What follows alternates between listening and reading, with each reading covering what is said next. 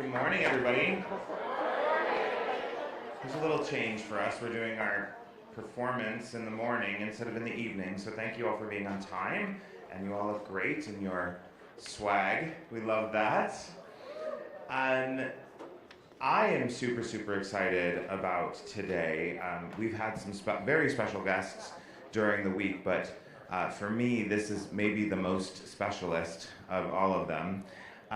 We've been trying to get Faith to come and do a workshop with us for a few years, but COVID and schedules and things have delayed that, but we finally made it happen this year, so we are very, very lucky. I'm not going to talk for very long. I'm just going to let Faith introduce herself and tell us a little bit about her. So everybody, Faith Prince.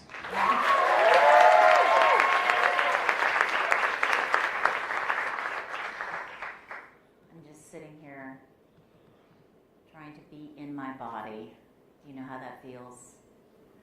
Just want to be in touch, be grounded, and let the magical sort of knowledge come through me to you. Because I want you to hear a couple things I have to say today. Most of all, positivity. How incredibly positive art is. And you'll never hear me say anything negative. Yeah, we know it's hard. But life is hard. So, a couple things I thought about this morning laying in bed as I woke up is to do what you love, the money will follow. And sometimes that's hard because we're guided by parents that want the best for us, right? And they want things that they think will give us what we need to take care of us, right? So it's hard sometimes. I know that has happened. Actually, not to me, but some of my friends throughout the years, some of my colleagues, some of my fellow actors. And I just want you to hear from me that there's so many ways to get into this business. There's no one way. And even if you have your buds and they get things, that's their path. Stay in your own lane is a major thing. And the other thing is just know, let your instincts really kick in. Start trusting them from a young age. I did, but I could have done it even sooner, So it's just so great that you guys took this course and that you're doing this, whether you're entering the business for life. This will inform you the rest of your life. And I always say to parents, even kids that go to college for musical theater or theater, you're never going to lose. You learned so many skill sets to inform other things. And sometimes you have to walk down that road till you make a connection to another road, right? So every day I try to really just center myself and be present. And sometimes the information can come from a taxi driver, Sometimes, like the woman waiting on me this morning, I was just watching her. I was watching her, how she conducted herself, how she put down the plates, how she served me, how she talked to me. I'm an extremely aware person. And I think as an actor, that's really the best thing you can be, but it's also the best thing you can be for life, because you get so much information.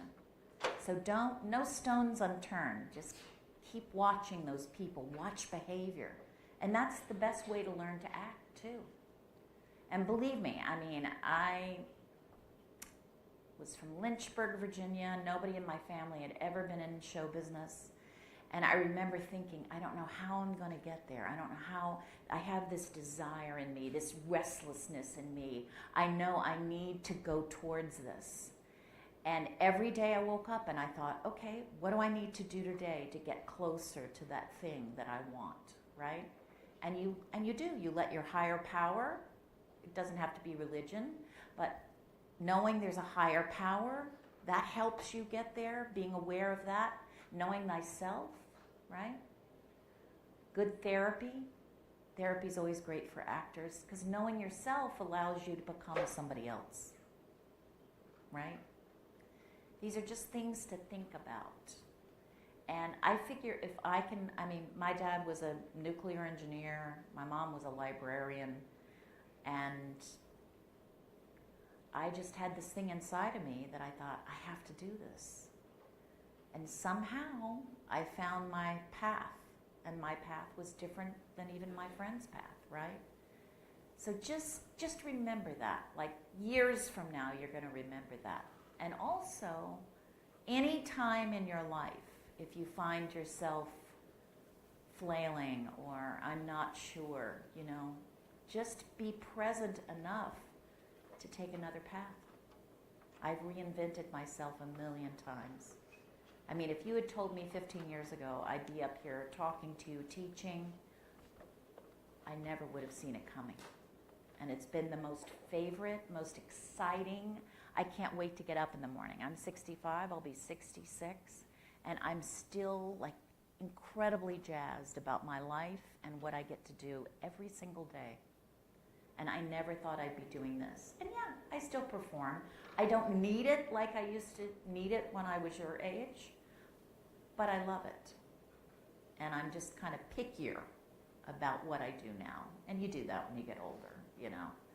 But the teaching and passing the baton, I mean, all the people that I've gotten to work with, amazing, amazing people that have passed now, like Jerome Robbins, Arthur Lawrence, who wrote Gypsy and West Side Story.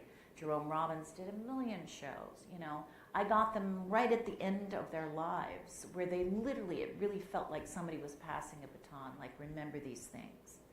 Because that was sort of the golden age of musical theater, and now we have a different kind of musical theater.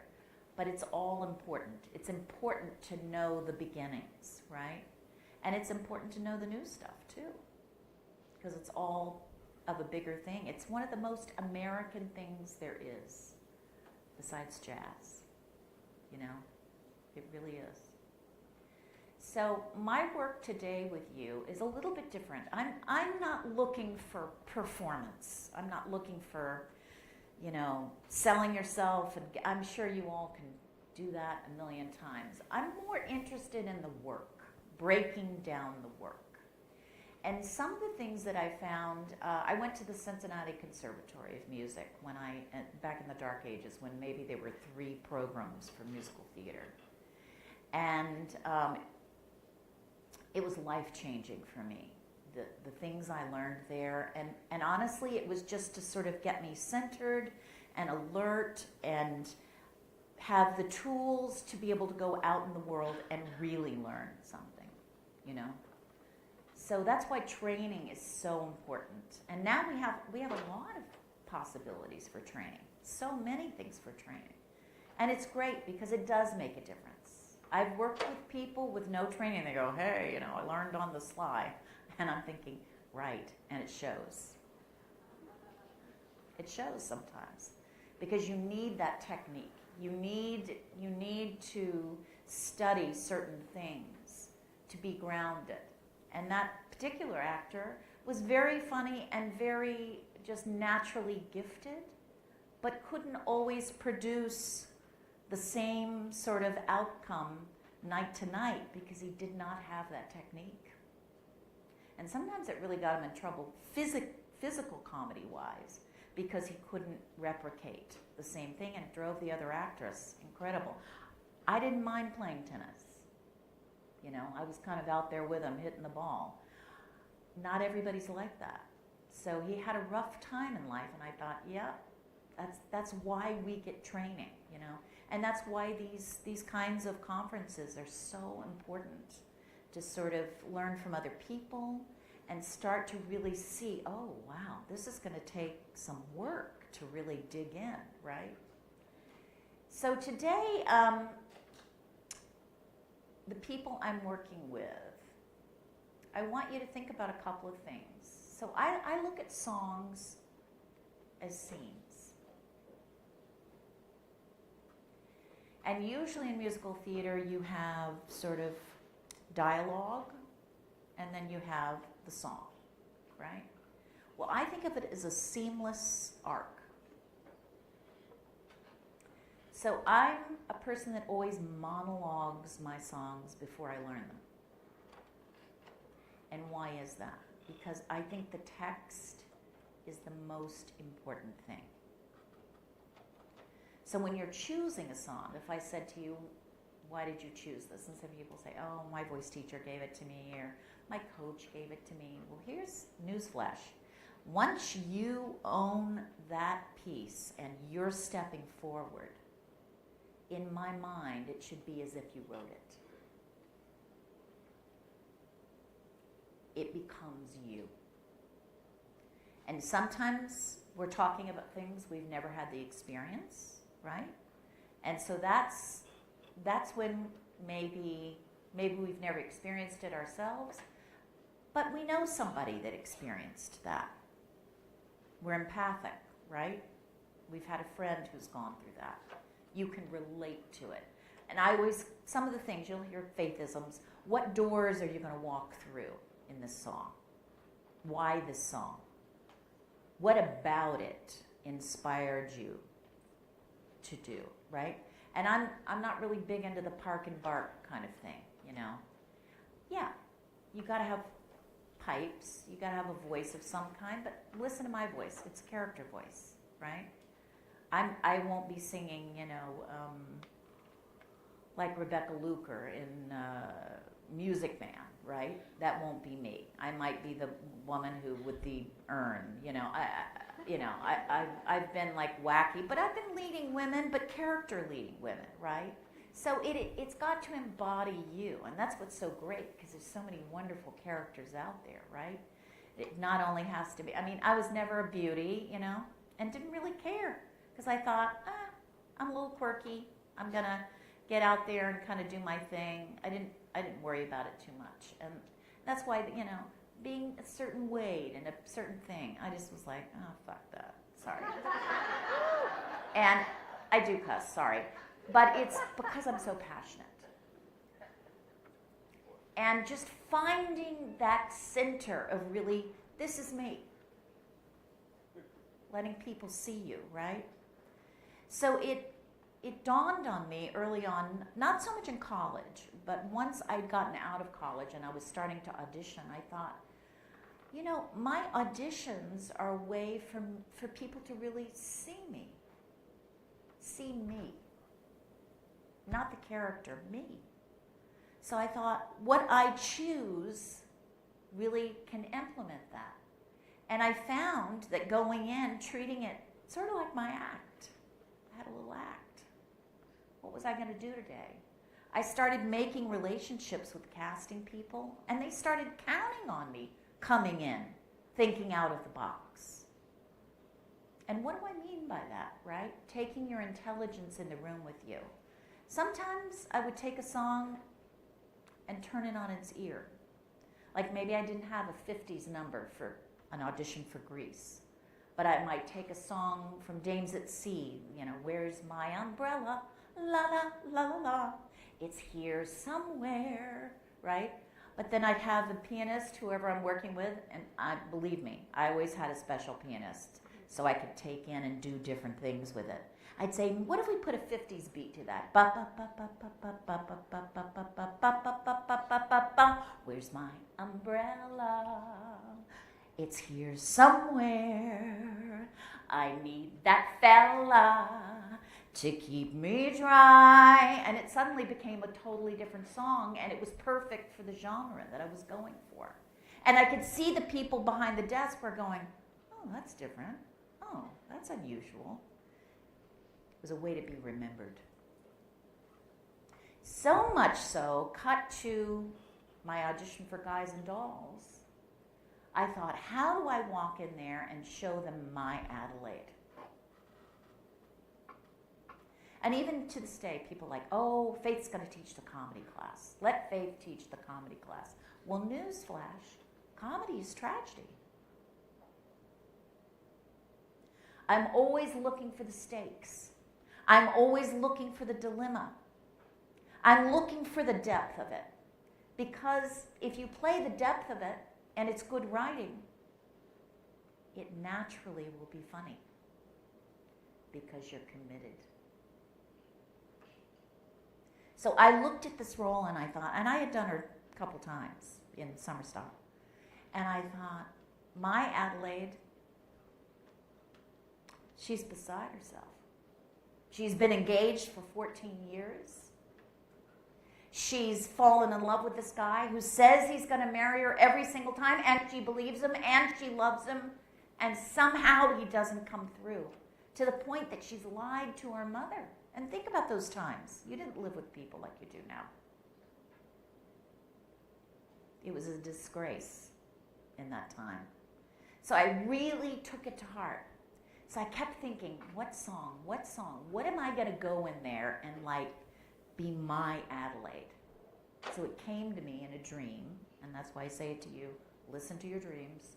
I woke up and I thought, I'm going to take the song Something Wonderful from King and I, which is normally done by Lady Tiang, in a very sort of operatic voice. She's the king's wife, and she's telling Anna about the king. He will not always say what you would have him say.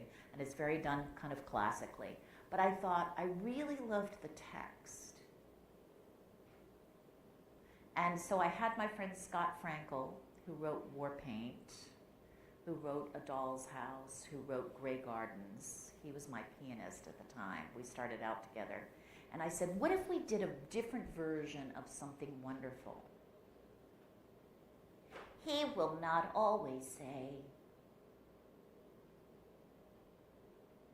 what you would have him say, but now and then he'll say something wonderful. And I put the cold into the song. And you could see everybody behind the desk going, what is this from? I know the song. What is she doing? What's going on? You could see them all just like,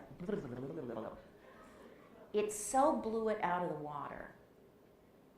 And they saw the depth of how I felt about this man from that song. Does that make sense? So again, your material is everything.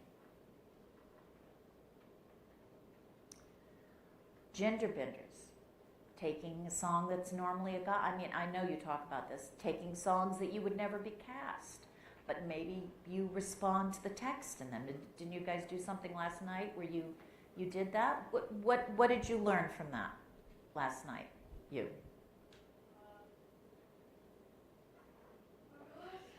Anything come to mind? Did anything surprise you? That you really just take any characteristic about them, their culture, religion, race, gender, and like you said, you connect to the text, you can make it your own. That's right. That's right. And that's a great exercise that you did that, right? But I'm always looking for the dilemma. The dilemma. What's the dilemma? And normally, in the beginning of the song, that's where the dilemma lies, usually. Again, there are no hard and fast rules.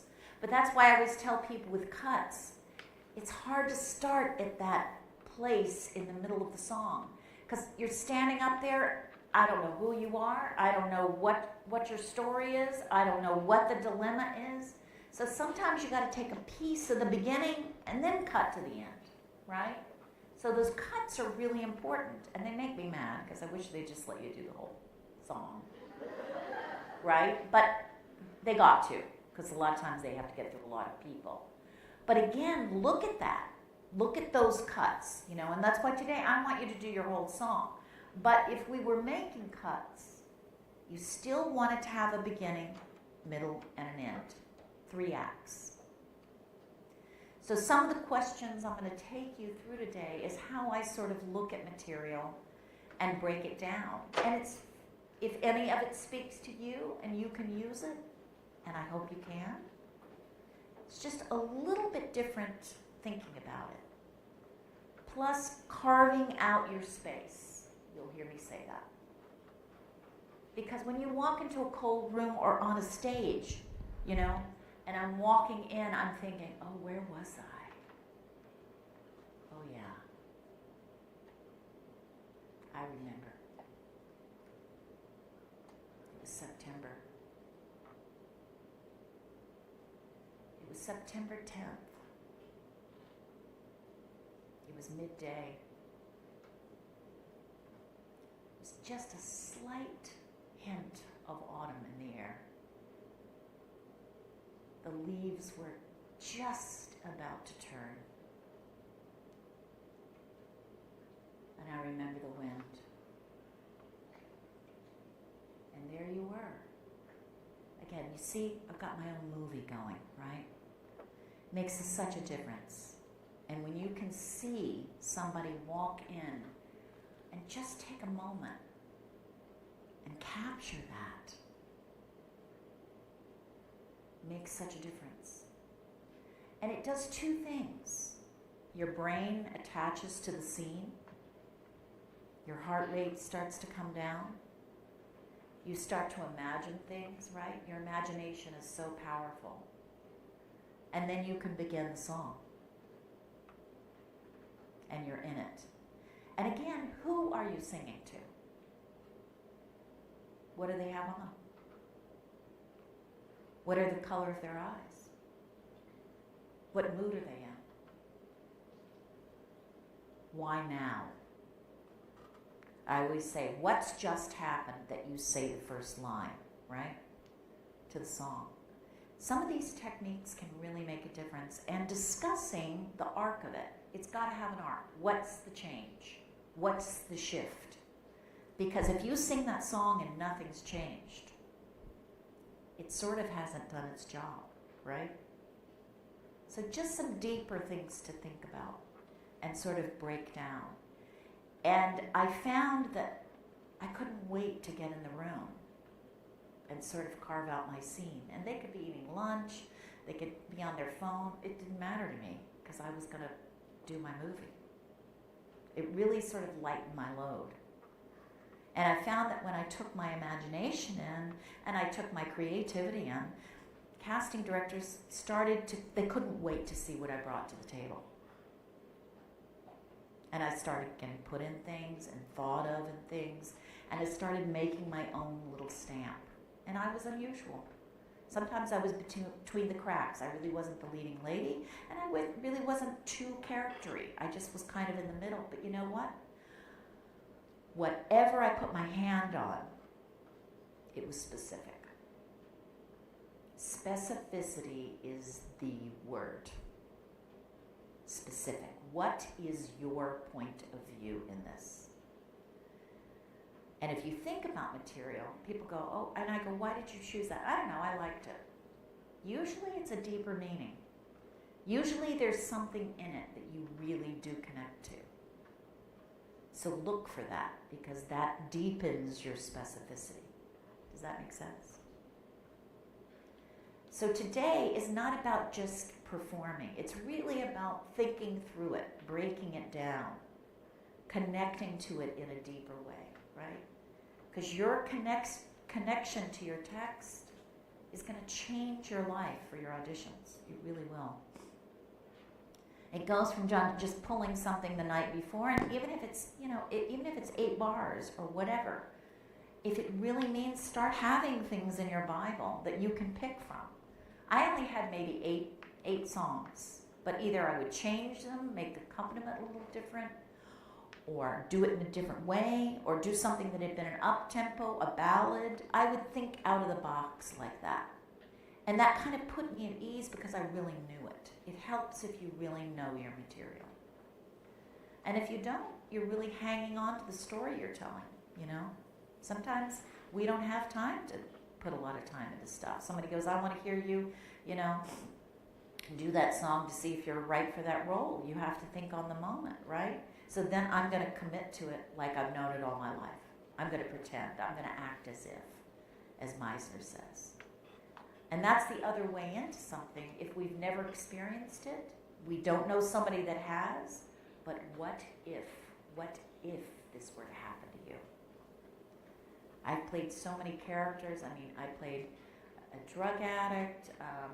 I've played just a million things that I personally had never had the relationship with, but I knew somebody that did. And I thought, let me pull from that, right? I saw how they acted. So what doors are you going to go through? How can you own this, make it your scene? Does that make sense? So who's up first? Okay, come on.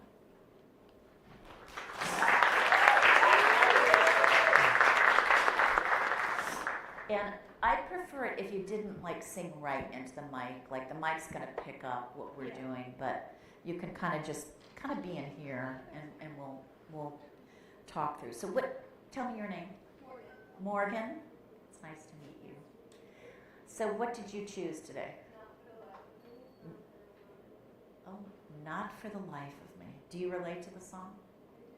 Do you? And again, anything I ask you, and I say this to students, because sometimes people get into the minutia of how you're connected, and sometimes it can be pretty dark, right? You never have to tell me. You never have to tell me specifics. It's just important that I see in your movie that you know what I'm talking about. Does that make sense?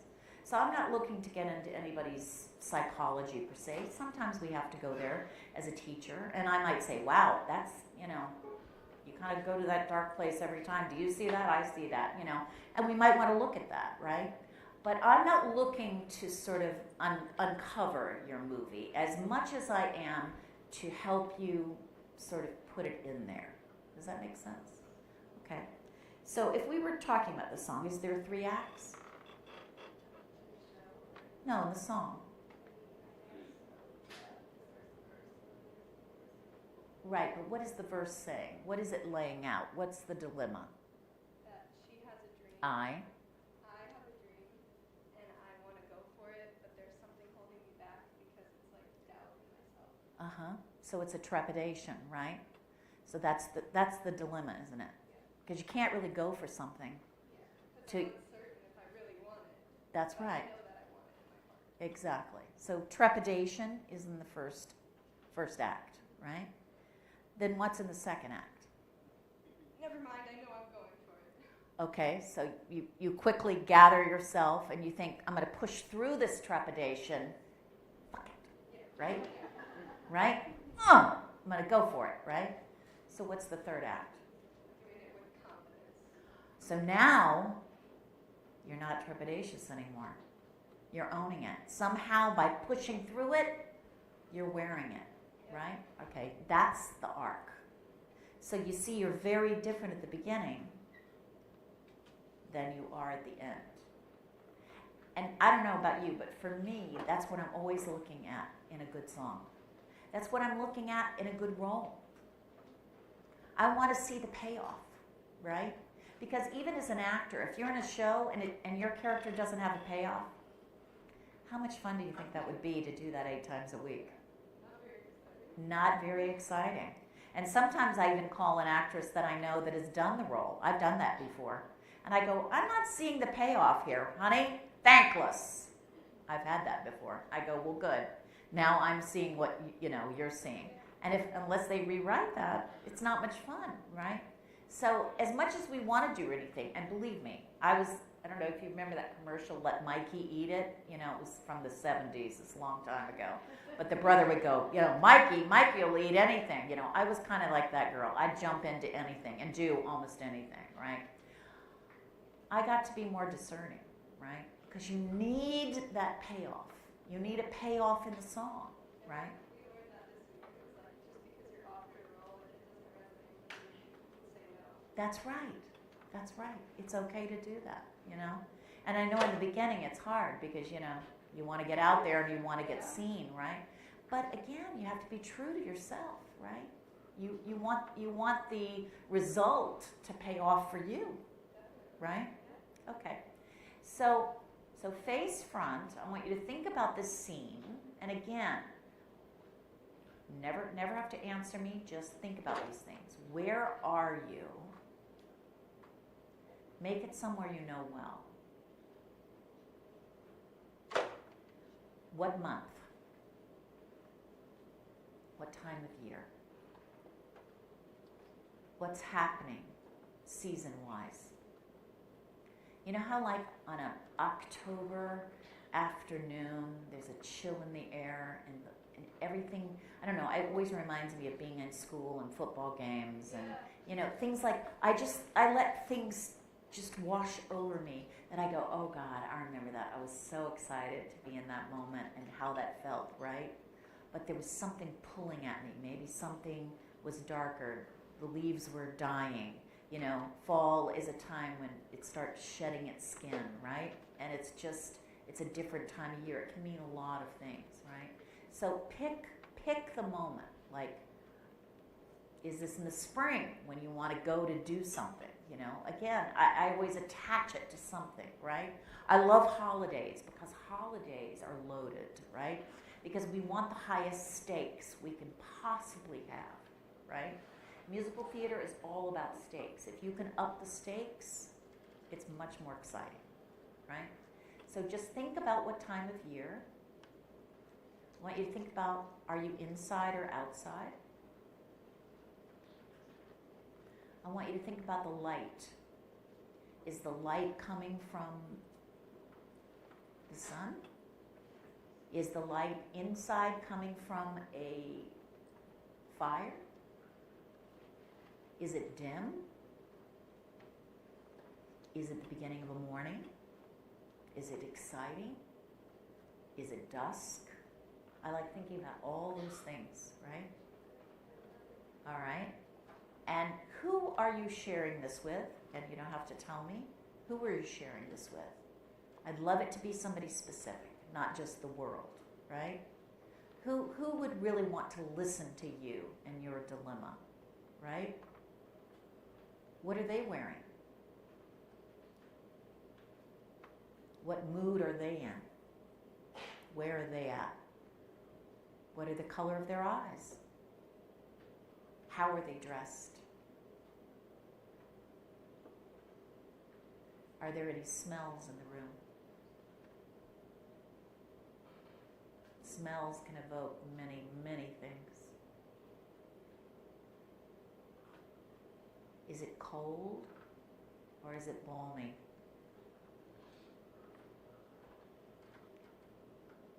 Is spring trying to get through, or is it the end of July?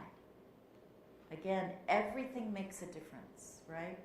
And the more specific you are, the more I really see that, right? When you carve that out, okay? And what's just happened, and you're going to monologue it for me, as if it's a scene.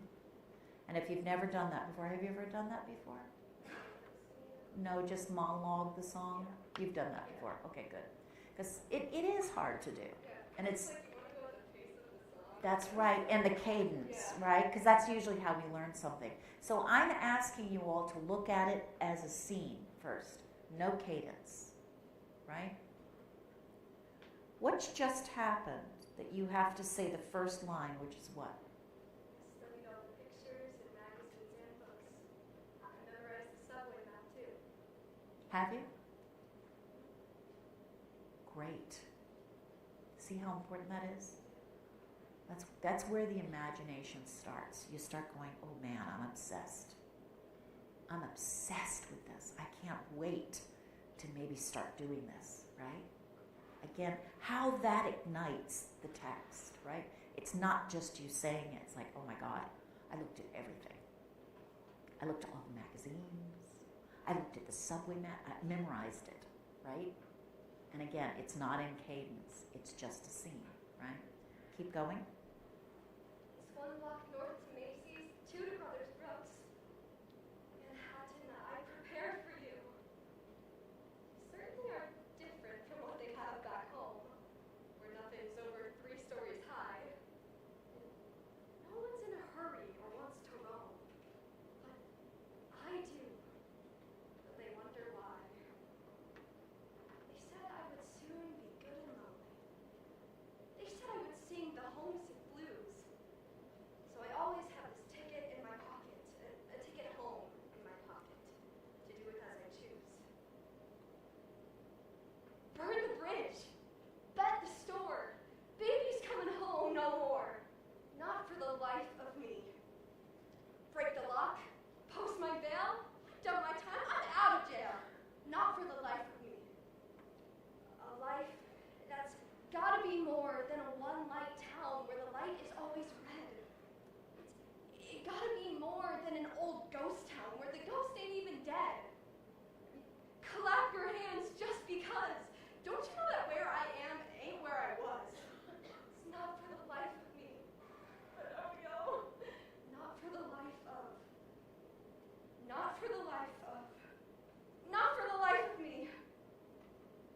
Okay. How'd that feel? Okay. Couple thoughts, right? So there are a lot of things in this. Really, it's really well written because it has a lot of images for us, right? And so this is what I say. When I talk, I rarely stand in one place and do it, right? It's like, oh my God, I can imagine all those things. And just over here, can you see it, right? You've got to paint those pictures for me, right? So think of it as a postage stamp. I'm just going to move this a little bit over here. Think of it as a postage stamp. And again, so when I come out, oh my God, I can think about that, and I can see the skyline over there. It's going to be right, and just my ticket, right? Have my ticket, right? I got my ticket, right? Really have that ticket, right? It's like, and I can see it. I'm holding on to it. Maybe put it in there, holding on to my ticket, right? So see how many places. Again, we don't want wandering, right? But wherever you can really carve me out a few places for those images this time, right? Can we monologue it again with that? Yeah, okay.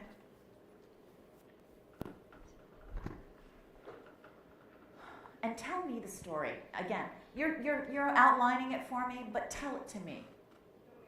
Yeah, every once in a while, just throw me something. So what are you telling me? Do you want to go to New York? What's happening with you? Yeah, I'm throwing you that to start you off. What's the first thing you say? Okay. What? You want to go to New York? And you say, you did? In magazines and books. Cool. I memorized the subject too. Get out. It's 1 block north of Macy's. Where? 2 Brothers Brooks. Get out. You know what? There's a Brooks Brothers down the street in Pittsburgh. But you're going to Manhattan? Yeah, so? Certainly are different from what they have back home. Oh, I'll say. Nothing's over 3 stories high. 3 stories? Go to it. Show me. Nothing's over 3 stories high. Get out. No one's in a hurry or wants to roam. Yeah, But I do. you do. They wonder why. They said I would soon be good and lonely. They said what? They said I would soon be good and lonely. Oh. They said I would sing the homesick blues. Mm. So I always have this ticket in my pocket. You have the ticket? A ticket home Oh. in my pocket. Oh. To do as I choose. I got it. Burn the bridge. At the store. Baby's coming home no more. Not for the life of me. You're going for it? Break the lock. I'm posting my bail. I've done my time. I'm out of jail. Not for the life of me. A life that's gotta be more than a one-light town where the light is always red. Gotta be more than an old ghost town where the ghosts ain't even dead. Ugh. You clap your hands just because. I'll do it. Don't you know that where I am ain't where I was? Exactly. Not for the life of me. Not for the life of you? No. Not for the life of me. It's not for the life of me. Not for the life of me. Okay. Feel different? A little different, right? Again, you have these images. So let's talk about not for the life of me. What does that mean? Not for the life of me. Like never in my life. Right? Not for the life of me. I'm curious about that saying. I would look that up, actually. Right? It's a passe way of talking. Right? It's like, ooh, child. Right? Ooh, child. That's sort of a not for the life of me. Right? So I'm thinking every time you say not for the life of me, it could really be colored many different ways. See, the thing about refrains is you can never, this is my rule, this is a faithism, you can never say it the same way. It's hard when you say it like you're That's right. So I might say, not for the life of me, right? Joyous. Not for the life of me. Not for the life of me. I don't want to be stuck here. I don't want to not. I mean, I have been this girl. My worst nightmare in my life, the only way I see people fail is to not try.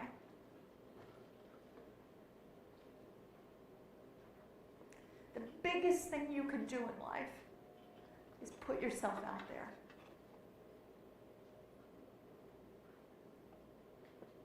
But do you see how I wanted it so much? That's what I think is underneath you. I don't want to not put it out there. I don't want to be somebody who's so scared that I'm not able to do that. Right?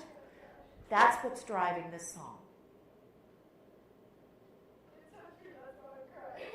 Right, right. So don't cover that. It's that deep. And I know, it's thoroughly modern Millie. But that's what's the interior of thoroughly modern Millie, right? That's why Sutton Foster was genius at it, you know? She owned it. She lived it. She was that girl at that moment. She was the understudy, and she took over for Aaron Dilley. So it's got to live here now. I want you to hold on to that feeling, and now we're going to sing it, okay? And it doesn't mean it's all dark. It's just that's how much this means to you.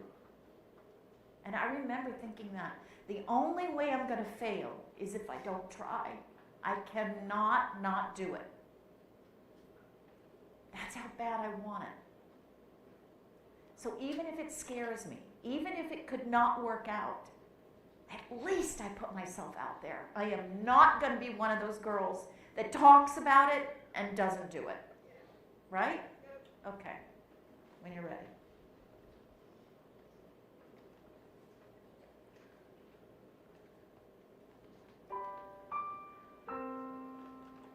You love it, huh? Tell me. Okay, stop. You're looking into the abyss, and that's fine as long as you're remembering it, but you're still telling it to somebody. I've given you two things, right? Let's go again. Yes, absolutely. And the reason I want you to do that, it's specific, right? You're telling me a story. Exactly. It's not just out in the world. That's nowhere, right? It's like, Faith, do you know how bad I want this?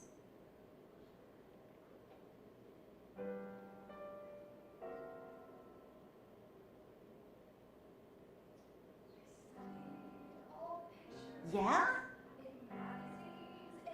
Ooh.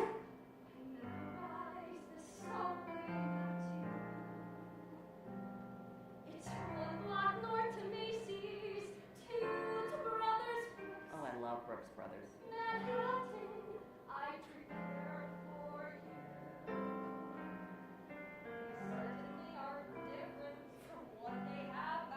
I'll say.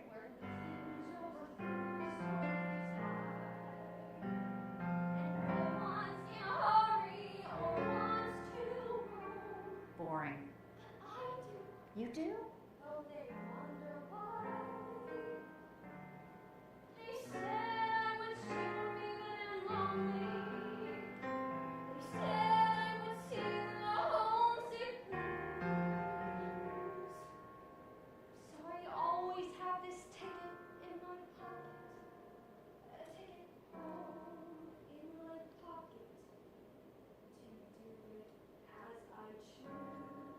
Stop you. I'm going to stop you because we're working here, right? Okay. Can I get another chair? Is there another chair back there? Okay, 1 minute. All right. So I can tell you've worked. Have you done this number a lot? Just, okay. So what I kind of want to get out of it is placed things. I can tell you've thought about it and placed it, right? I want it to be just like real life, right? So let's take it out of the scene for a minute. And let's say you and I are on a park bench, right? And we're down the street. Is there a park around here? Do you think so? Do you know Pittsburgh? Or in your hometown? No park? There's a park somewhere. No park bench? There's a park. Oh. Yeah, we can make a park. Can we make a park bench? Okay. We can make a park bench. Okay. So I want to take it out of the context that and this is what I do. I play around with stuff all the time, right? I take it out, right? So now it's just to me. So you don't have to push anything, right? You know, if you want to get up and show me 3 stories high, if you want to think about it, right? And you go up, yeah, it's just like my hometown, because, you know, nobody wants to do that. I mean, nobody's in a hurry, you know, whatever. You can talk to me, right? And then you come back to the park bench, right? Okay, we're just going to take it out of the context, right? Okay. So start again, we're going to sing it. So you really want to go, huh? All the pictures. Yeah. In magazines and books. And memorized the subway. You know, I did that too. It's 1 block north to Macy's. I know that. 2 Brothers Brooks. Yeah. I prepared for you. Yeah. I love it too. Certainly are different from what they have back home. What's back home? Where nothing's over 3 stories high. Only 3 stories. And no one's in a hurry or wants to roam. How boring. I do, though they wonder why. They said I would soon be good and lonely. They said I would sing the homesick blues. So I always have this ticket in my pocket. A ticket home in my pocket. To do with as I choose.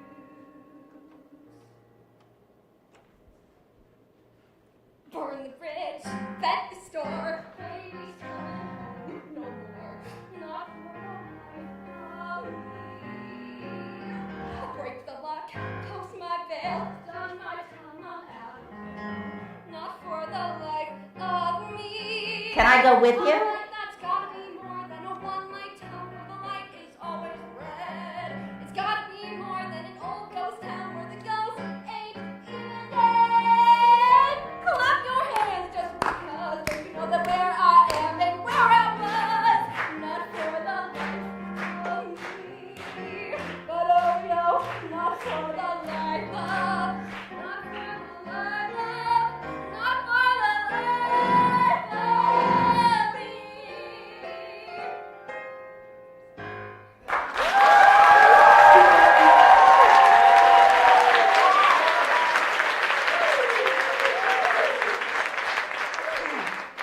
What did that feel like? So fun. So fun, isn't it? Again, it's kind of like a little scene, isn't it? Yeah. And people say, but how do you do that without faith there, right? You can. You could start in a chair. Who's to say? I've used the back of a piano as like the back of a tree, like just dreaming. I make stuff, I take in a pashmina. You know, sometimes I just take a little thing in with me just to ground myself and picture where I'm at, right? It makes such a difference, and you really had fun. Yeah. You know what I mean? Yeah. And again, knowing the bone of it, knowing the bone that I just don't want to be one of those people that doesn't try, right? That's the only way you fail, in my opinion. Even if things don't work out like you think they're going to, you're out. You're down the road. You're meeting somebody at another fork, right? You don't know what will happen. But if you never step out, exactly. And I call that shoulda, woulda, coulda, and you don't want that, right? Good job. Thank you. Thanks for the chair. Okay, who's next? All right.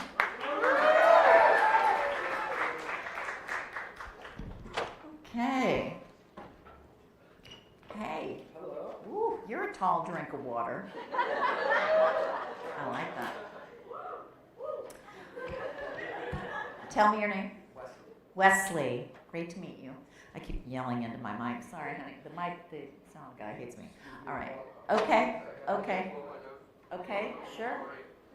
Sure. Did you see the difference when we did those 3 different things? Did you guys see the difference? Right? Okay, good. That's okay. It happens. So tell me where you're from. Melbourne, Florida. Wow. Okay, where is that? So you know Orlando, right? I do. Right in the Tampa's on the west. Go east. Okay. That's all. Got it. Have you been doing musical theater long? Since 5th grade. 5th grade. You got the bug, huh? What was the show? My first show. That you went, oh, I want to do that. Do you remember what you saw? Funnily enough, it is School of Rock because I love it was School of all Rock. kids. And Yeah. I'd seen a lot of shows, Uh-huh. but it was a moment where I was like, that dude's my age, and then You could do this, yeah. right? Seemed like fun, right? And that was the aha moment. Usually there's an aha moment, so it's good. What'd you bring in today? It don't make sense for free. It Don't Make Sense Yes. from Parade. Have you seen that production? I'm not. Yeah. And it's looking like I'm not going to get a chance. Really? I'm very, very mad about it. You're very upset about it? It is what Okay. it is. Well, maybe we'll talk. Maybe we could get that to happen somehow. All right. Sorry. Why this song, right? Yeah. Well, For you? Yeah. Are you deeply connected to it? When I picked it, I was deeply connected. Then stuff happened in life, but I would say, Now you're back in?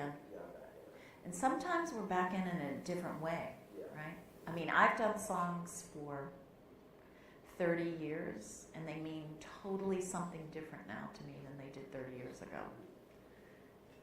That's the interesting thing about, they can take on different points of views, right? So, if we were to break this down in 3 acts, right? What's usually there's a dilemma. What's the dilemma of the song? So, his friend, My friend. And why do I do that? I don't do that just to make you go, oh, I said his. No, you're owning it. You're already speaking as the person. That's why I do that. Just so you know. So my friend just died, and it's the realization, a reporter just came up to me on the street and asked me if I knew her, and I said yes, and began to speak of remembering, but the second one is nostalgia. And going back into specific moments between your friendship. Yeah. Okay? And what's the third? Confusion, because I'm realizing that I'm never going to see this person. So you're processing grief. Yeah. So going back through it, thinking about her, and then thinking about the specifics makes you realize you're never going to have that again, right? So you're in a different place at the beginning of the song than you are at the end. We just need to acknowledge that, right? And would you say the last feeling, what's the last thing you say? No, it don't make sense to me at all. It's pretty devastating, isn't it? So again, that's a phrase that could mean a lot of different things, doesn't it? No, don't make no sense to me at all. No, doesn't make any sense to me. Oh no, doesn't make any sense to me at all, right? So you can never say it the same way twice. Just thoughts. And I say it a lot. And you say it a lot, right? It's like, ladies who lunch, rise, rise, rise, rise, right? Gotta say it different ways. That's my rule. And it's a good rule because it makes you work harder, right? To be more specific with what you were saying with those words, right? Okay. So you know who your friend is? You have somebody specific in your life. That's all I care about. Because when you step into an audition, I have no reference, right? So you've got to use somebody. I mean, I know who my friend would be. If I lost them, that would mean that much to me, right? So right off the bat, when I'm looking at something, even when somebody gives me a cold read, I go, okay, I know who I'd use for that. I know how I'd feel that way, right? I'm going to have a column where I relate to everything, and then a column that I might not know that I've got to make some choices, right? Even in a cold read, right? So I would use somebody that really touches you, really makes a difference in your life if you lost them, right? So or maybe you lost them. I mean, I'll take whatever is in your life, right? We can use whatever's in our life, right? And again, I just want you to think about these things. Do you know where you are? Do you have a place in mind that this took place? Maybe there's a cemetery in your town. I just like to get a shot of what it, because when you know something, when you know the space, you react differently in the back of your mind. I can see it wash over you than when you don't, right? So pick a place, time of year, temperature, the month, the day of the month. The 15th of January is very different than the 6th of May, right? Just, I like thinking things like that. I lay in bed thinking specifics and just making up things. It just delights me. I'm never bored. Never, ever bored. Rarely that word comes out of my mouth. Temperature. Any smells? Where's the light?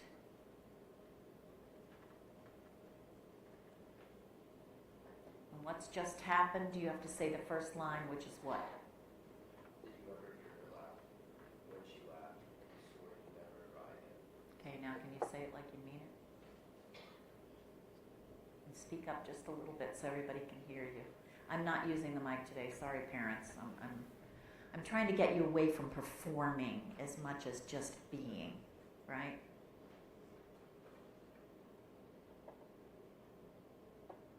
Did you ever hear her laugh?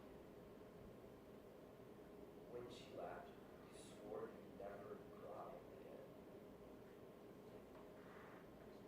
Did you ever see her smile? Her smile was like a glass building. And she said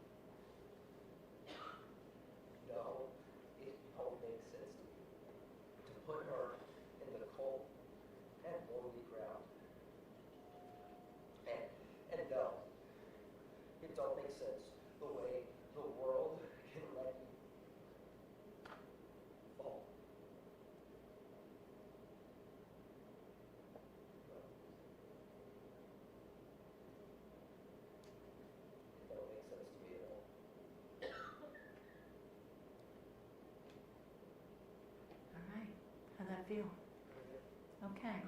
So, you can do that. So, we just need to make sure the beginning, you'll hear me say things, I'm always looking to see something doesn't flatline. Do you know what that means? It just stays at this,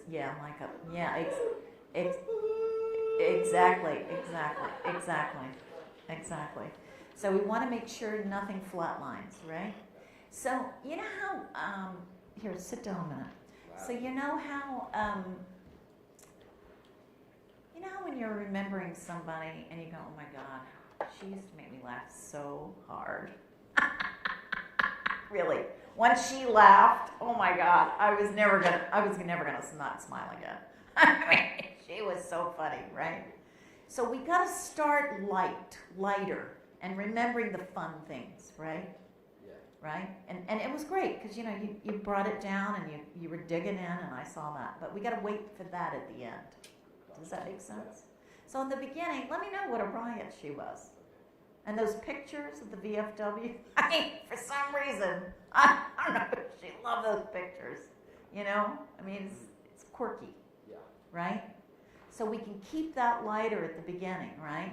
It just doesn't make any sense. It just doesn't make any sense that she's gone. And I love words like but, yet. That always tells me something, right? So I tend to highlight those words, not throw them away, right? What's the thing you say? And I was waiting for the thing, and it's like, but. Yeah, so what does that mean? That's how quirky she was? So they played the movies at the VFW hall, and the day before I saw her and asked her to go to the movies, and then that was like the last time she didn't end up going. She was killed, yeah. But that was the last memory of her were the pictures. To the pictures, yeah. So that it snags you, doesn't it? Right? So that but is the thing that really snags you, right? So give me that color after you say that, right? Right? And then you go into a list of, it doesn't make any sense at all, right? It don't make any sense at all. I can't shake it. I don't know why this had to happen, right? All right, let's try singing it. And maybe, could I be the person maybe at the funeral that said something to you? Okay, that's great, all right. But you know what I say? Use it, right?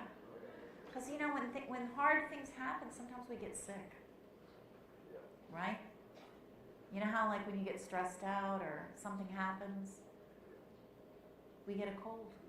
So use it, right?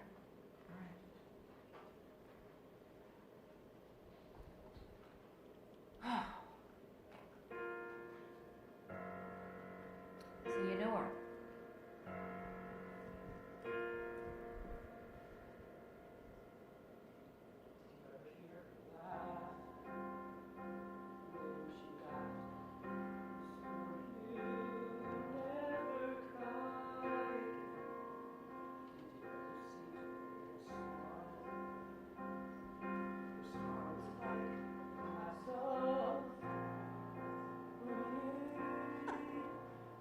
She said funny things, and she wore pretty dresses, and she liked to see the pictures at the VFW hall, and she loved riding swings, and she liked cotton candy. Okay, I'm going to stop you. So I already have a couple of thoughts, and this is good. If I'm sitting on you, that's what I call it, sitting on you. That's a good thing, right? Because we're digging deeper, right?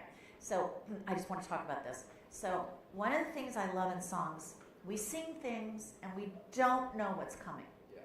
I call it discovery, right? So you're thinking of these things in the moment. You haven't made a list. It's not like you're making a list and you've made the list of all the things. This is the first time you've really thought in your mind what you think about her, right? Yeah. So I've got to have that sort of glitch before each thing, like pulling it out of the air.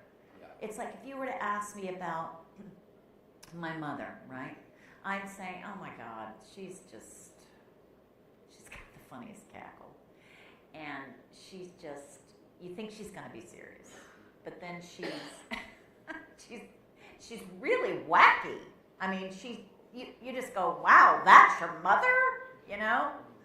And she's tall, and she's graceful. Again, you see me thinking about it, I'm finding it, right? So I need you to find those things, right? Let's go get it. Discovery. So you knew her?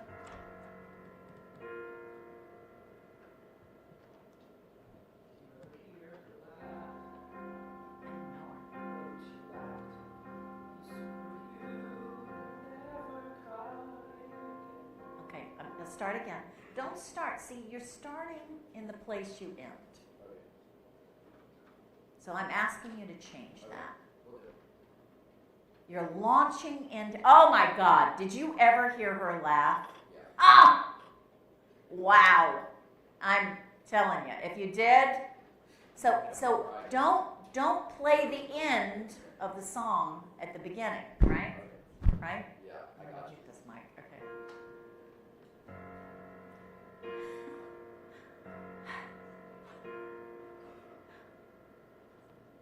You ever hear her laugh? No, I didn't know her. Oh, she laughed. Yeah. You swore you'd never cry again. Did you ever see her smile? No. Her smile was like a glass of lemonade. And she said funny things. Like what? And she wore pretty dresses. Like And how? she liked to see the pictures at the VFW hall. Okay, that's random. And she loved riding swings. And she liked cotton candy. I do And I too. think she liked the pictures best of all. No, it don't make sense to me that she won't be around. No, it don't make sense to me to put her in the cold and lonely ground. And no, it don't make sense the way the world can let you fall. I swear, it don't make sense to me at all.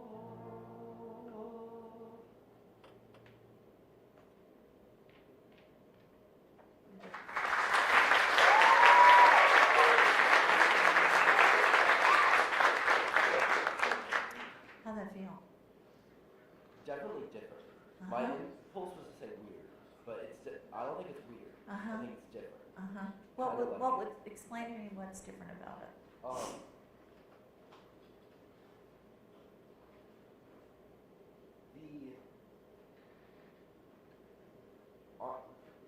Ironically, the part that felt different wasn't the beginning.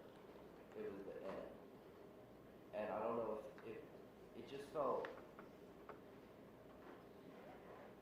everything felt more tangible instead of, yeah.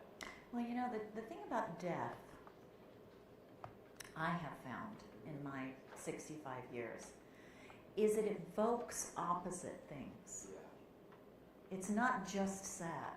And I don't know if you've ever been to a funeral or sat Shiva, you know, where people talk about people. I mean, you really can laugh hard at some of the things people have done and why you love them, right? And then you get to the point that, oh my God, that's never going to be there, right? Again, and it's like, fuck. You know? So you can go from, you know, really like remembering them and just going, they were the funniest person and the odd things she would like, you know, cotton candy and the VFW pictures, you know. For some, I mean, that's random, Yeah. you know? But I would like her too, you know what I mean? Because you're really drawing out the specificities. But then there's the moment where it's like, I'm never going to experience that again, you know? I mean, you know, I remember when my brother died, we were kind of skipping at the park because we were just so tired of being sad. You know what I mean? That we kind of got silly. I mean, death does weird things. It draws out all sorts of emotions. So you just don't want it to be one flat line. So if I see something coming, I always say don't play the end of the song at the beginning. So that's the biggest message today. And you know what? I kind of dug your cold. I thought it worked for it. So Well, you're good. I did it on purpose. There you go. But you see how I lost, I'm not looking for that perfection thing. It doesn't exist. I'm looking for reality. And that's what's moving to me. Good job. Thank All you.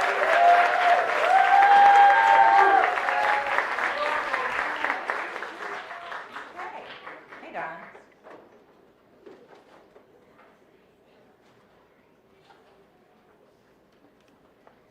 Yeah, don't play the end at the beginning. I have to remind myself of that all the time. What's your name, darling? I'm Reed. Great to meet you. Where are you from? I'm from Parker, Colorado, Uh-huh. which is sort of like a few miles south of Denver. Okay. I just was in Denver coming here from California. Yeah, came through Denver. All right.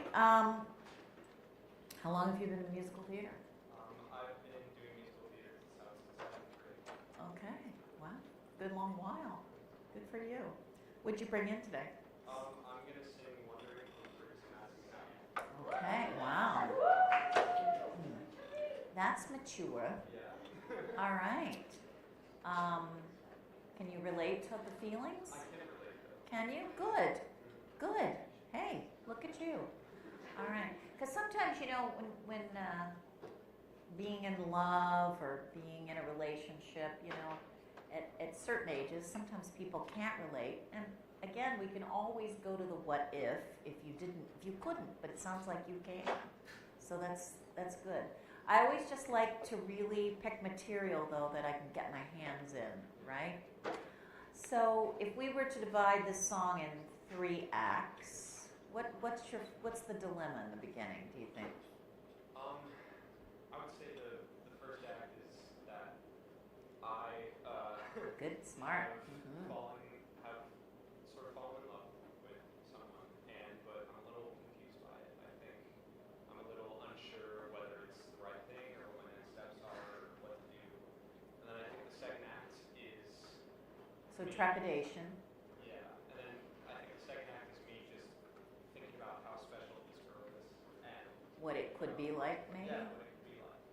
And then I think the third act sort of evolves into sort of that wondering what could happen, but still in sort of a new sense of admiration, I think.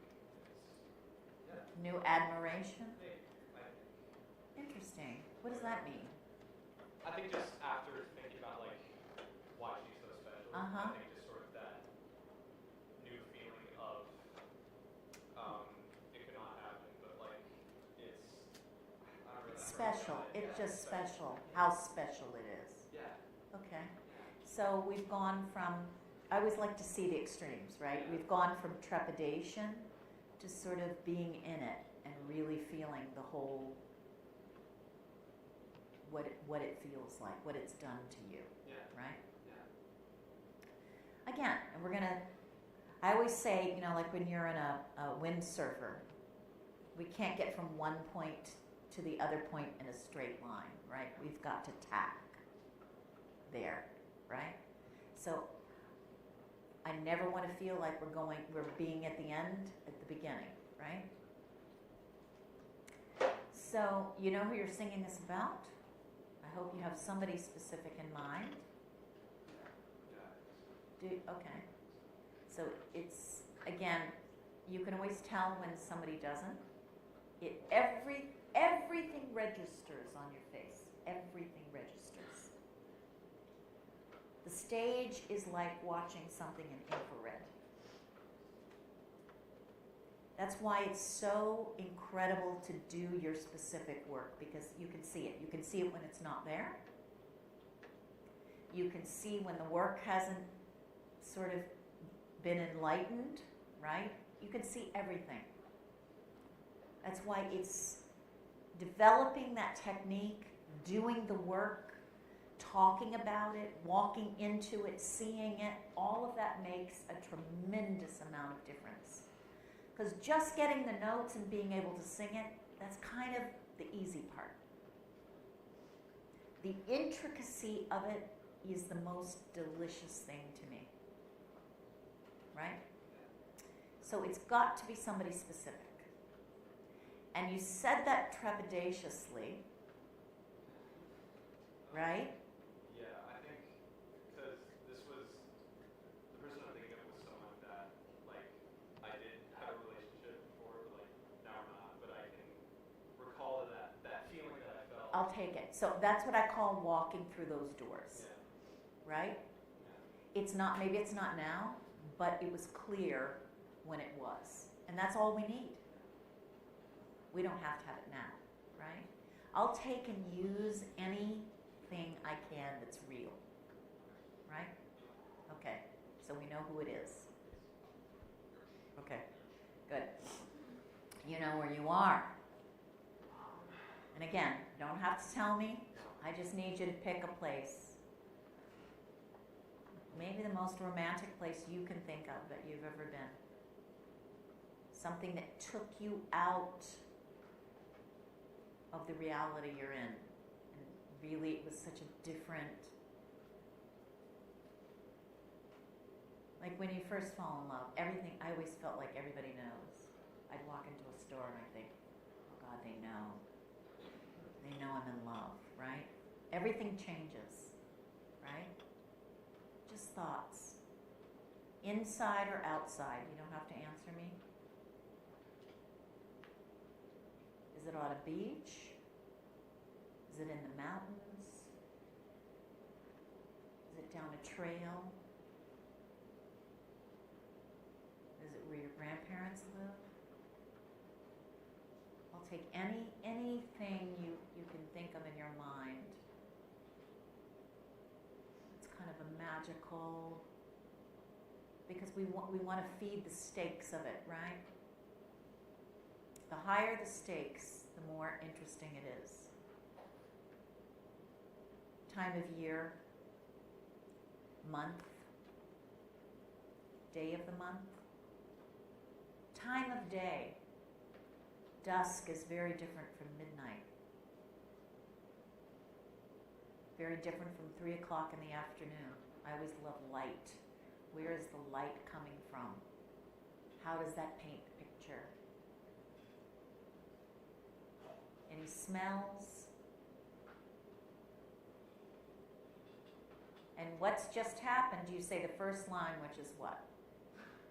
A little twinge, a little shock, a little whisper at the bottom of your memory. Okay, so you know what I'm going to ask you to do with each one of those, right? I'm going to ask you to find it and color it, because each of those descriptions are very different, right? So don't list it for me. Listing it is never as interesting as finding it and coloring it, right? When you're ready. Just monologuing.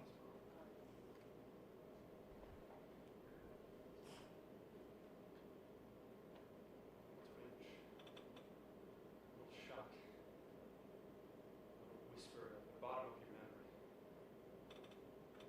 Sudden wind, gentle knock, and a rustle in the leaves. Hold your breath, you check the lock, you reassure yourself that there's nothing out there. But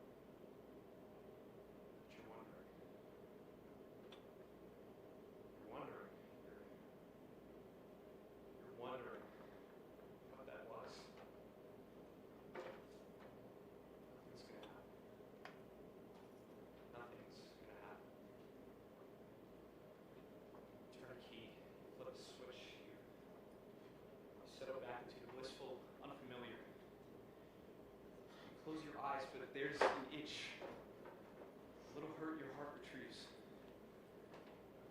Ignore the tiny twitch. Pretend the feeling will be gone before the morning.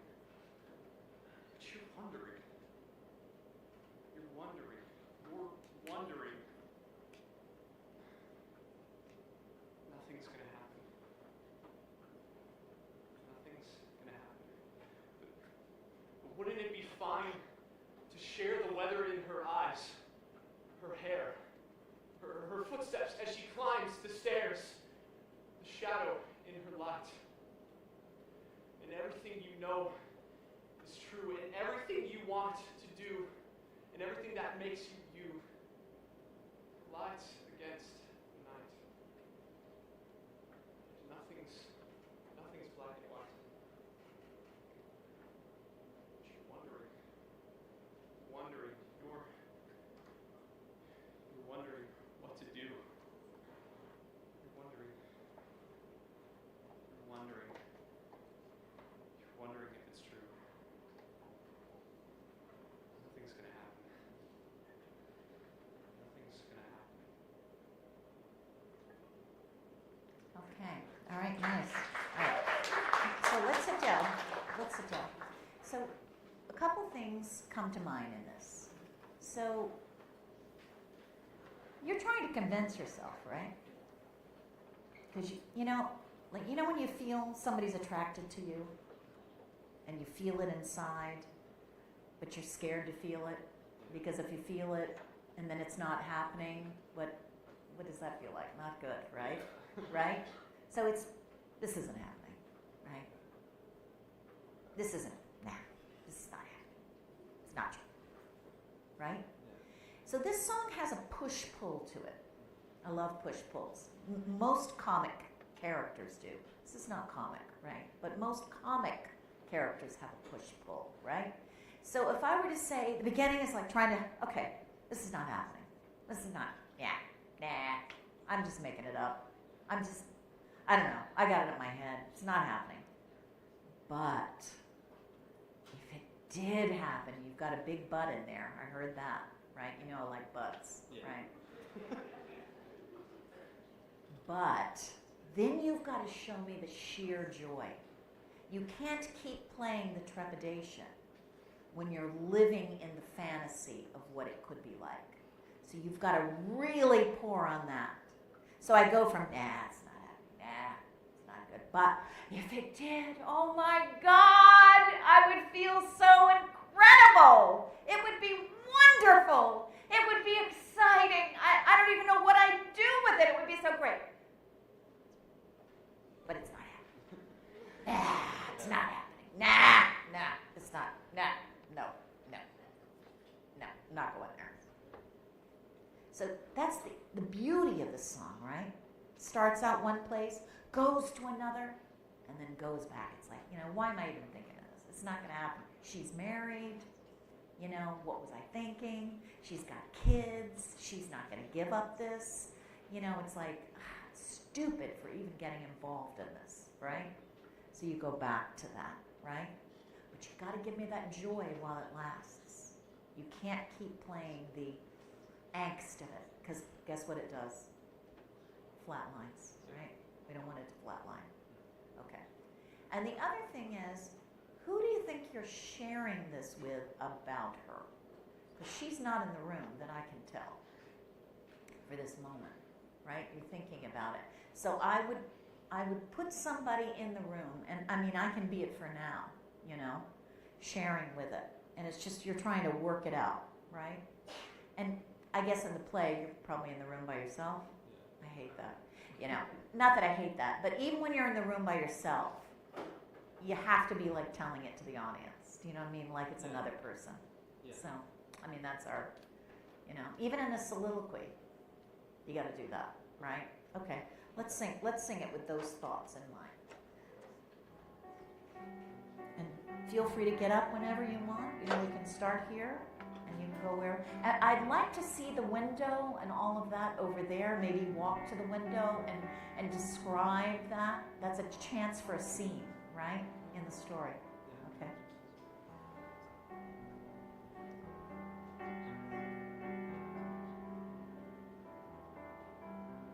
Want to tell me?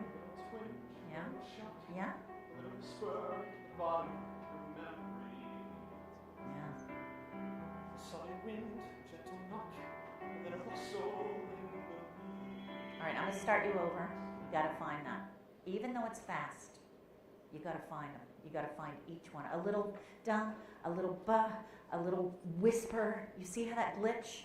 I'm finding it. I'm finding it. I don't know what I'm saying exactly, but I'm finding it. I'm finding it. Try finding it. Yeah? Describe it.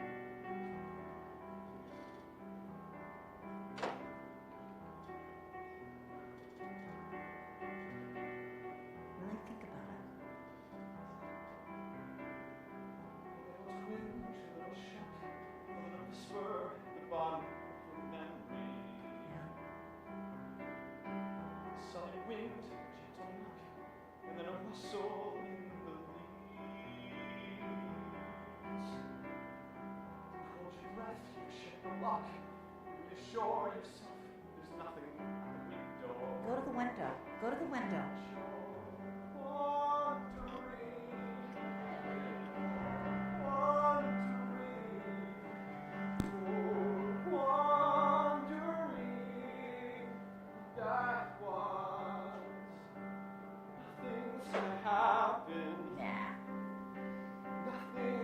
Nah. You're right.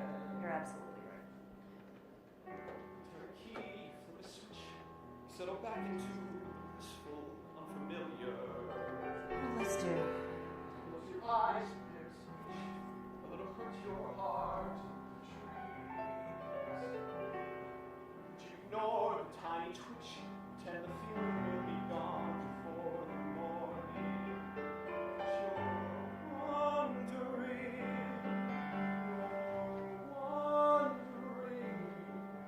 You're wondering, where you are.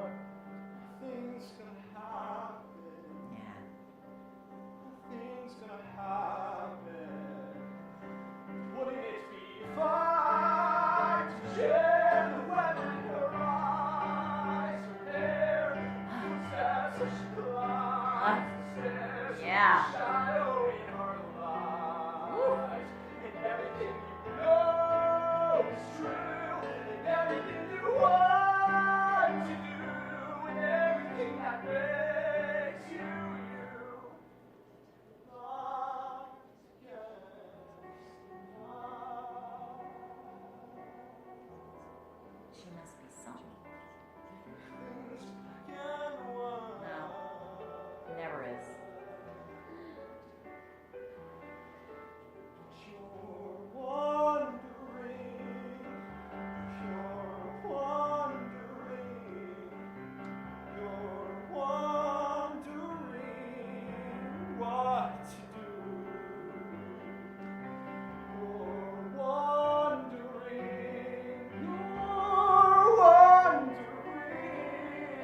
you're wondering if it's true.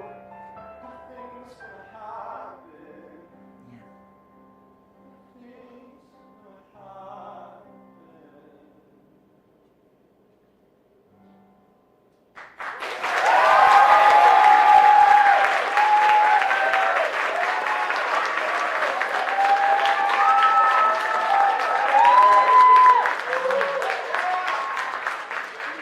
How'd that feel? Yeah? Was that different than you've ever done it before? Yeah. What was different about it? I don't think I've ever felt like that connected to that specific piece before. Because, I mean, obviously it's a beautiful song. Right. One of the reasons I chose it was like, oh my gosh, this is a beautiful melody. Well, the tune is beautiful. Yeah, but then when you, But what it says. yeah, I haven't really ever started thinking about like, how it can relate to me and really how to put that in performance. And Right. it's- It really changes everything. Yeah. You know?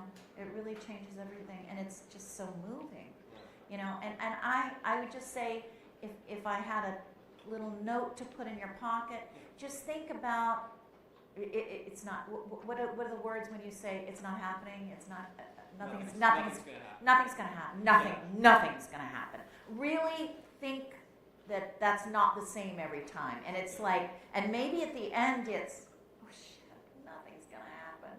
I really wanted it to. Nothing's going to happen. It's like, oh God, nothing's going to happen, you know? So it changes, it goes. I'm always looking for the twist, the shift to where I haven't gone yet, right? But you letting that glorious joy, living as if you have her, living in that, once you go to that, that's the pull, right? And then you're back to the dilemma, but it's changed you, and it's like, now what am I going to do? I'm in love with her, and it's fucking never going to happen. And honestly, for a young, you know, strapping boy like you know, to be that vulnerable is just so moving. Really is. Anybody to be vulnerable, right? I feel 16 days, this is really cool. It's cool, isn't it? Yeah. And that's being it. That's living it. You know, that's not just barking out a song, right? And it's not just about your voice. It's about what lives in you. Good on you. All right.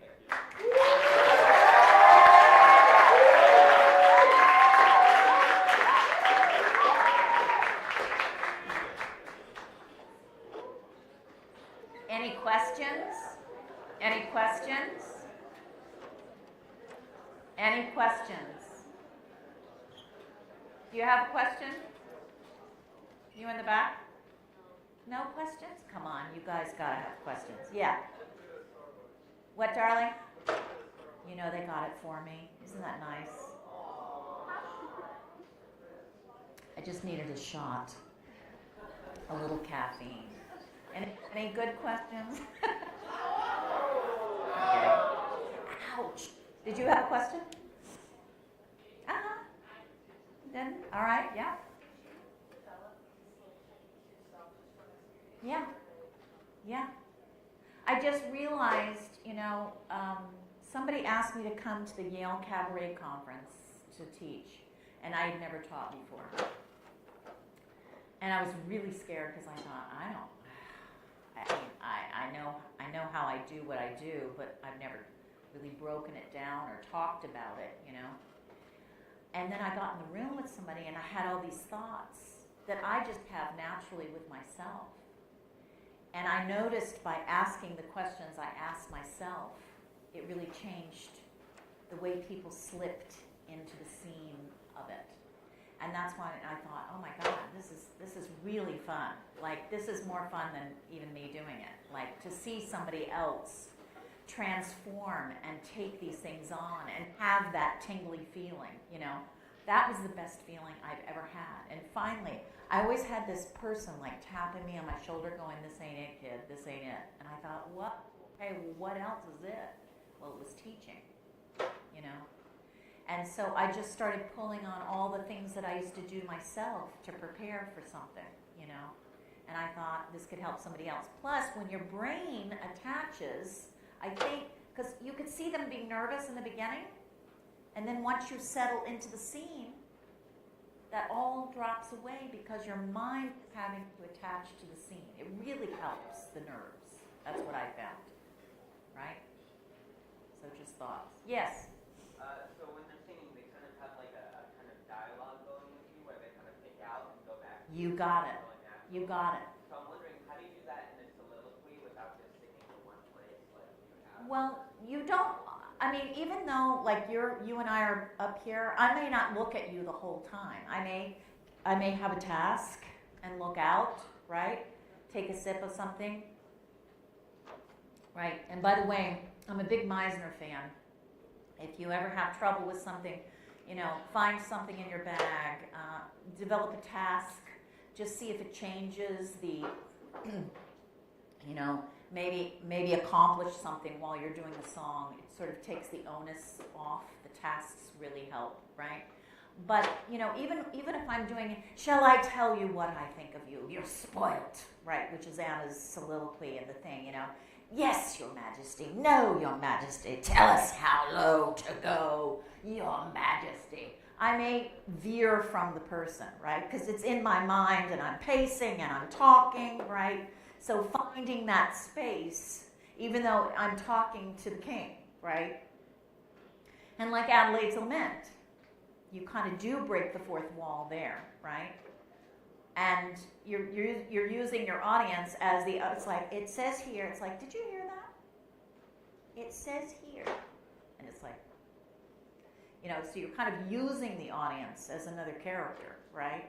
But in the soliloquy, in Anna's soliloquy, you don't break the fourth wall. It's within the room, right? She's kind of talking to herself and making up this whole thing as if the king was there, right?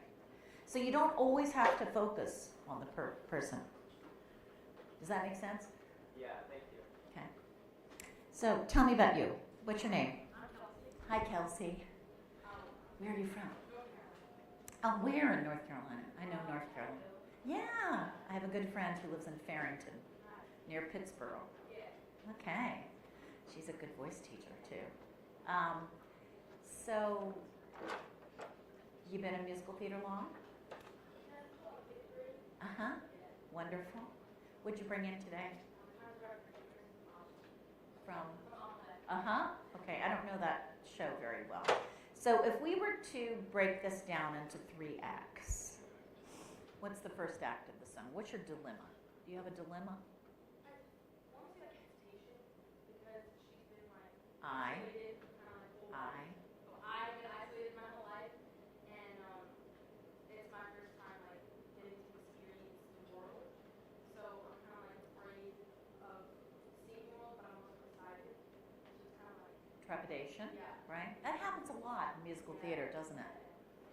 And then second I would be like, well now I'm about to start, but now I'm like actually in the city, and now I'm like doing it, and I'm getting there. And then the third one is like, I'm here, like I'm gonna do this. I'm not afraid of it anymore. It's fun, it's exciting. So you're living it, right? You're doing it. You're actually doing it. And is this all in the song in your mind before you actually do it? Like, are you dreaming this up? Well, Or does it take it place? takes place as it's happening. Okay. But I think like Uh-huh. it takes place as it's happening. So as I'm doing this and I get there and I'm actually doing it, and I'm like thinking about, oh, I'm here. Right. I'm going, I'm right here. And do you know the expression law of attraction? Have you ever heard that? Law of attraction? Okay. There's, and you should all look it up. It's called The Secret, right? And actually Einstein believed in it, law of attraction. And it's when you put out energy towards something that you're maybe scared to do, but you really want it, right? And you start imagining it, and you think about it, and you even know, like, maybe how you'd go about it, and how you'd be living it, right? And I always say, you know, if you, let's say you want to go to New York, right, and be an actor. Think about, where would you live? What would your apartment look like? What would it be like to get up every day? What would you do, right? So you start mulling these things over, right? And then the second part is start acting it as if you already have it. That is the secret to it, right? And then one day you find that you're there. So I've lived my whole life with the secret and law of attraction. And if I could think it up, I could usually get there, right? But it takes a lot of work because you have to do the things to make it happen, right? And you have to act as if you already have it, right? So the same thing in this song, right? So you're seeing her go through the process, right? You're going through the process. So the other thing is you don't want to play the end, the beginning, so you've got to really commit to the trepidation, right? And then you start opening it up and you imagine, and I want specifics, like where do you live? What does your interior decoration look like? Again, I believe that, you know, what the things in your house are the things you project in your life. It says a lot about you. I happen to believe that the kind of car you choose says a lot about you. Your clothes say a lot about you. The kind of animal you choose says a lot about you. They're all reflections of you, right? I happen to believe that. I can tell a lot about a person, right? So the choices are big ones. They reflect you, right? So again, in life, you can use all this as well as in your work, right? Do you know who you're sharing this with? Okay. You know what they look like. You know what they're wearing. The color of their eyes. Where this is. Where does this take place that you're telling them? And know it well, because the more you know it, you're living it in your mind, right? Could be in your room, in your house. Could be in your hotel room here. But wherever it is, the most interesting place you can come up with that you know well. Time of year, month, day of the month. The 20th of June is very different than the 15th of October. Where is the light? Is it coming from a lamp, a fire, a sun? Is the sun going down? Is the sun setting? And is it a sunset that it's right at the point before it dips? Or is it descending? Is it orange? Is it yellow? Or is it a moonlit night? Is it a full moon? Is it 11:37 on the way to midnight? I like thinking about things like that. Any smells? And what's just happened, you have to say the first line, which is what? They say times are hard for dreamers, but they won't be hard for me. I've saved up everything I know to take that step beyond the lawn, walking till I see the sun, and then see it go. Yes. Now remember, when you color these words, they're not just lyrics. They're a scene. So color them like you would if you were telling me this story. Say faith, and then start. Faith? Faith, Yeah? Look at me. faith, Yeah? they say times are hard for dreamers. I heard that. They won't be hard for me. No?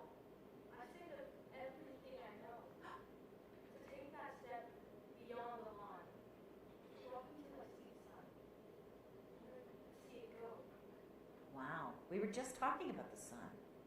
Inside the train, out through the glass, my fingers tracing. All of these towns I've never heard of, racing past. Keep going. Have a seat. Tell me about it.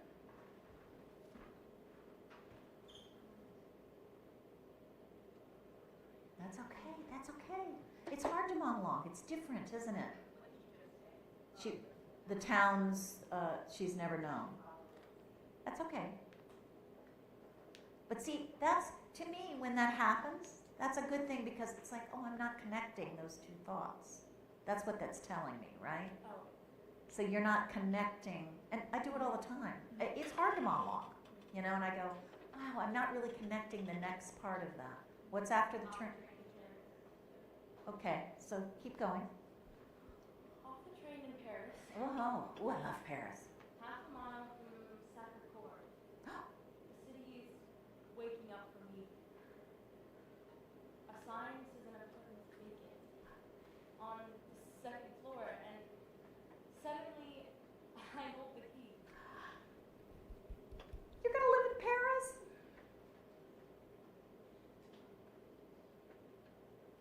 That's all right, think about it. Turn a lock, Oh, you're in it. Okay, so what happens? and all it takes is one more step, and then I'm here. Just me behind my door. It isn't what I have, it's only what I have in store. That matters now. The past can only fade. Everything I'll ever need is here. This is how my work is made. They say times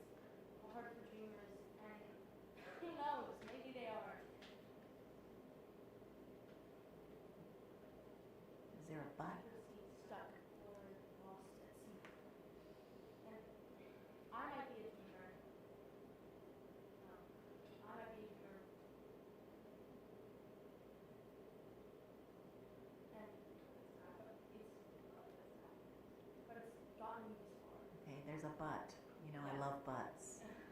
So don't rush through the but. But what? But it's gotten me this far. It's gotten me this far. And that is far enough for me. When you look out my window, there's a view of other windows. My own museum, full of paintings I look through, where everything is clear. It isn't where I am, it's only where I go from here. That matters now. And I'm not afraid, as everything I'll ever need is here. Mm. This is how I live. You know what's interesting is when you remember it and you're in it, you're living it. Yeah. You just go from stopgap to stopgap. So that lets me know I really want you to start implementing this in your work because it's going to change your life, right? Because you can embody it. I saw it, right? I saw you on the train. I saw you looking at the towns, right? I saw you in Paris. I saw you inside the apartment turning the key. Like you've got the ability to really descend into that scene, right? Now you've got to connect all the dots. Does that make sense? Yeah. Want to try it again? Let's try monologuing again. Yeah. They say times are hard for dreamers. Yeah, I heard that. But they won't be hard for me. No? Saved up everything I know. Yeah. A lot of money? To take that step beyond the lawn, Mm-hmm. walking till I see the sun, Mm. and then see it go. And what? And then see it go. See it go. See, don't throw that away. Yeah. What does that mean? You're going to see the sun and then see it go. What does that mean? Like it's lowering. It's lowering, and then it's nighttime, Yeah. right? Yeah. So time is passing, Yeah. right? Yeah. And you see it go. And that's a different feeling, isn't it? Yeah. Okay. Yeah. So don't throw it away. Don't. I feel like we're getting to the next thing already, Okay. and I want to see that scene. Okay. The sun go down, and then see it go. Mm-hmm. And now it's nighttime, right? Yeah. Keep going. Inside the train, Yeah. through the glass, my fingers tracing all of these towns I've never heard of, racing past. Have you ever been on a train? Yeah. Do you remember that feeling going through each little town? Right. Take that in. Right. Keep going. Off the train in Paris. Have you ever been to Paris? Yeah. It's fabulous. Yeah. I didn't go till I was 16. I went when I was 16. You're amazing. 16? That's incredible. All right. So you really know when you say Paris. Keep going. Off the train in Paris, half a mile from Sacré-Cœur. Mm. The city's waking up for me. A sign says an apartment's vacant on the second floor. And suddenly, I hold the key. You're gonna live in Paris. Wow. I turn a lock. The room's here. Okay, this is big. I turn a lock. It's exciting. Keep going. And all it takes is one more step, and then I'm here. Just me behind my door. It isn't what I have, it's only what I have in store. That matters now. The past can only fade, and everything I'll ever need is here. That's right. This is how my world gets made. That's right. They say times are hard for dreamers, and who knows, maybe they are. Yeah, could be. Not for you. People seem stuck, lost at sea. Yeah. And I might be a dreamer, but it's gotten me this far. And that is far enough for me.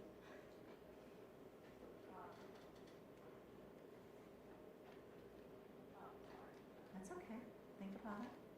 That's Where are far you enough going? for me. Yeah? Um, You're headed round the bend now. yeah.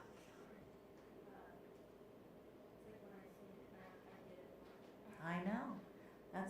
That's why I want you to really start monologuing this. It Yeah. means everything, you know? It's hard for me too. Yeah. Look out my window. There's a view of other windows. My own museum full of paintings I look through, Mm. where everything is clear. It isn't where I am. Mm. It's only where I go from here. That matters now. And I'm not afraid, because everything I'll ever need is here. This is how my world is made.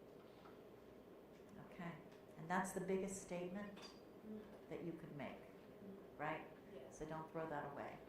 This, because this is how it happened, Yeah. right? Yeah. You've made it. You've made the dream, being a dreamer, Yeah.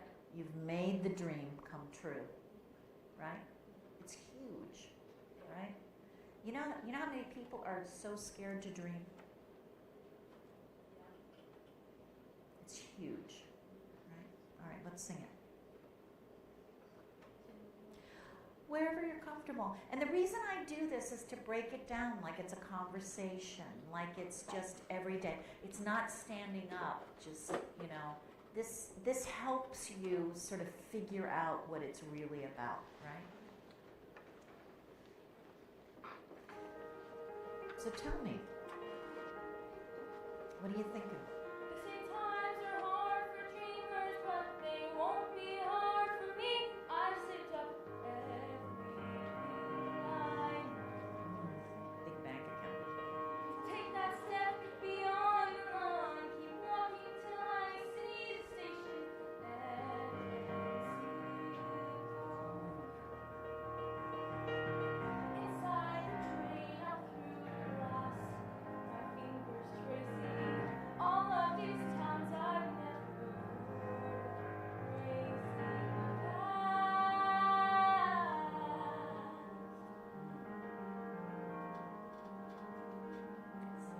Off the train in Paris, half a mile from Sacré-Cœur, the city's waking up for me. Sign says an apartment's vacant on the second floor, and suddenly I Let's go. turn off the room. This is how my world gets made. Your apartment. So They say beautiful. times are hard for dreamers. Yeah? And who knows, maybe they are. People seem stuck for lost paths. Not you. I might be a dreamer, but it's gotten me this far, and that is far enough for me. I'll say. Out my window, there's a view of other windows. My own museum full of paintings I look through, where everything is clear. It isn't where I am, it's only where I go from here. That matters now, and I'm not afraid. 'Cause everything I'll ever need appears. This is how my world gets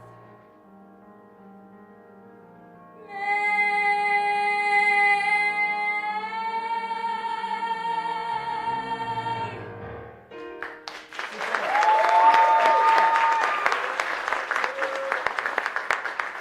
So here's my question. Did it feel differently doing the monologue and then singing it? Yeah. What's different?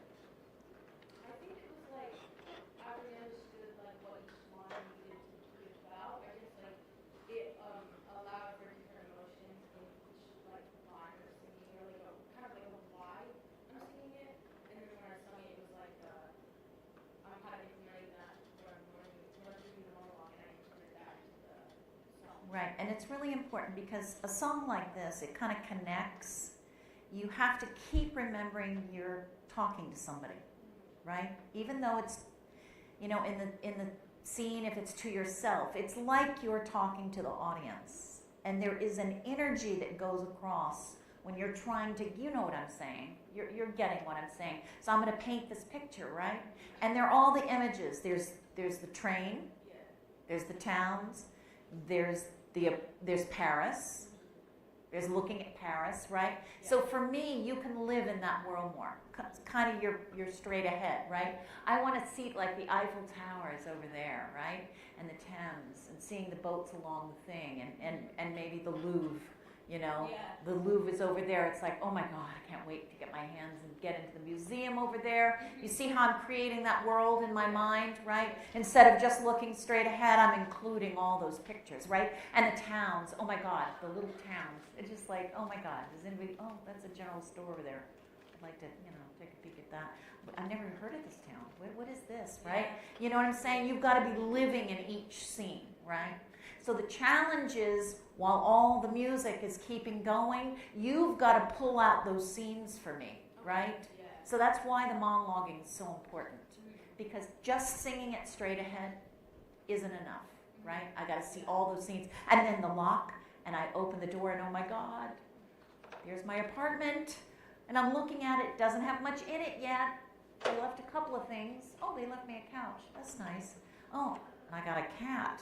I got a little cat. Look at that, Again, whatever's in my mind, you see how I'm playing that? It's got a sense of humor. And it's like, okay, I'll make do. I'll go to the, I'll go to the flea market and pick up a couple of things. But this is going to be good. Oh, and look out the window, and I'm seeing other windows.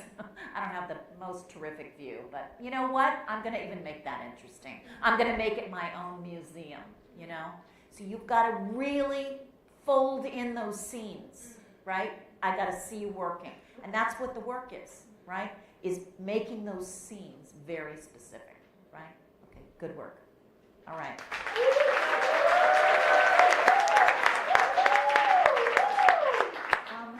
Does anybody know how I'm doing on time? 1 hour and 4 kids. Okay. So we'll go a little faster now because everybody knows sort of what's required, right? And I'm going to keep going. If you guys need to take a break and come back, do that, okay? All right.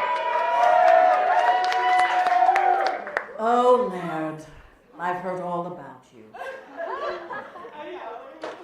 No, all good things. All good things. But tell me where you're from. I'm from Corpus Christi, Texas. How fun. That's a fun town. I've been there. Really? Yes. I love it. I had a friend from Fort Worth, had a beach house down there. Yeah, I love Corpus Christi. Southern boy, Texas boy. All right, how'd you get in musical theater? Well, when I was 6, I saw my brothers were in the play The Hobbit. Uh-huh. They did a few each because they were playing their part, and I just fell in love with it. But I've only really been doing it for the past 2 years. Uh-huh. How wonderful. So what'd you bring in today? I brought The Lady Must Be Mad from Gary. Okay. Don't know it, so we'll pick it apart. The dilemma. So this stranger has just basically said that they love me, and I'm like, oh, and I'm like, well, What does that feel not like? too bad. Yeah, exactly. So It's kind of cool and disconcerting, right? At the same time, right? But it's kind of like, am I mad? Am I going crazy? Uh-huh. Or is she crazy? Or is this real? Right. Okay. And so does it have a third act? Yeah. So I think That's the beginning. Is what's happening here. Okay. And I think it starts to go into because first there's that confusion, and then it goes into maybe it's just me to drink, right? So maybe it didn't happen at all? Right, but it's but she knows that I'm not I wouldn't forget her. You know what I mean? If I had known her. So that's what's happening. And So this person's kind of special? Yeah, Okay. exactly. It's kind of almost like both their sides for me. Okay. But it's they're acting like they know me. So I'm like, oh. Right. And how does that feel? Great. It's pretty great, right? It's a lot of joy. Right? It's a joyful song, yeah. And what's the end? And the end is like, I don't care if we just met. I don't care if I'm mad or she's mad. This is real to me. So It's done. It's done it for you, Yeah. right? Okay, great. So you know who you're talking to. You know where you are. Time of year. Time of day. Day of the month. The light. Any smells? And what's just happened? And do you know what this person looks like? Who is this person? Who would take your socks off in the most unusual way?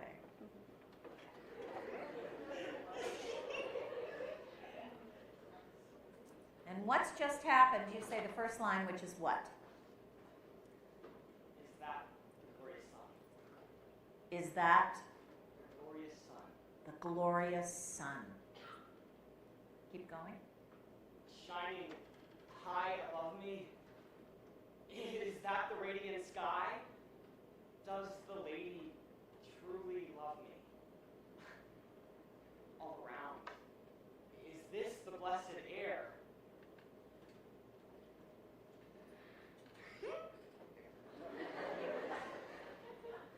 And there beneath my feet, so solid and so sweet, is that the honest ground? Oh, the lady must be mad. All the same, how is it she called me by my name? She knew my face. If we met, I don't think I easily forget. A creature of such grace. And if she's mad, why can I not see any other sign than her love for me? Is this a beautiful dream? Am I home in bed now? Have I gone out of my mind? Is this all inside my head now? Well, if so,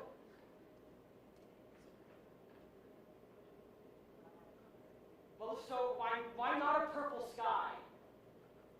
And why not have the moon and stars come out at noon? There's something so I know the lady must be mad.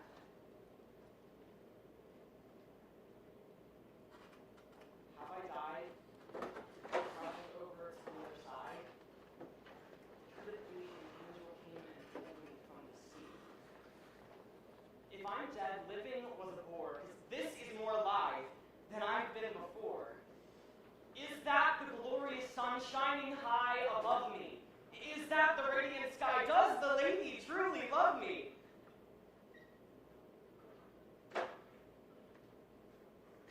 So if this is error, let her stay mistaken. If I'm dreaming, let me never awaken. From the sweetest dream I've ever had. So whether or not I'm living or dead, whether or not I'm in or out of my head, all I know is that the lady must be mad. Okay. Now, have you ever monologued this before? No. What did you learn? I mean, I think that, I don't know, this song is kind of like taxing my voice a little bit, so I only ever really focused on like singing it. Uh-huh. So that was nice to like really look at the text. Okay. And think about what I was saying for sure. And I think it just brought to life the message I was trying to get across. You know? Right. Okay. So I had a couple thoughts about this, right? So again, it's a postage stamp, right? And we want to make it a scene. So we rarely stay in one place because you're going a lot of different places, believe it or not.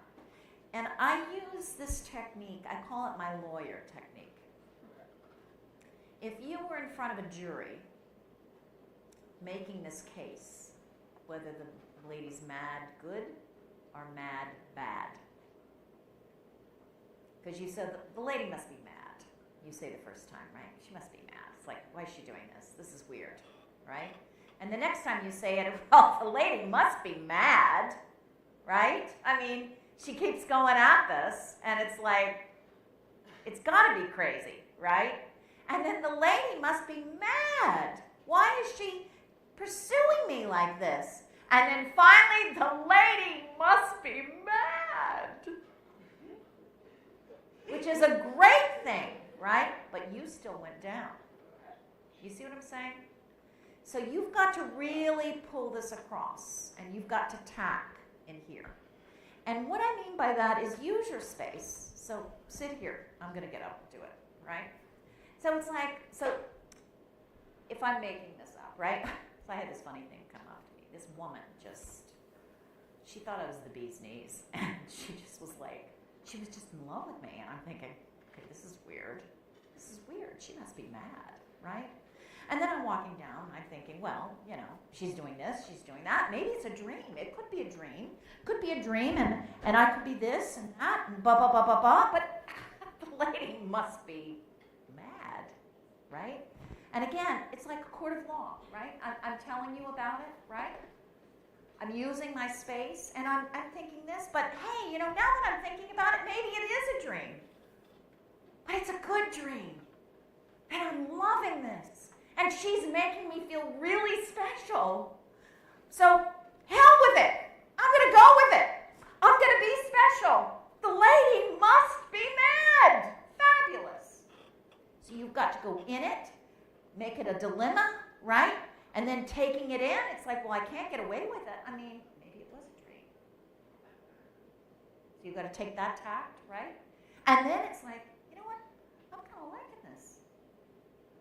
Then you've got to go another way. It's just like if it's in front of a jury. It's like a lawyer going, this man is on trial for murder. He's on trial for murder. This man was the nicest man in his town.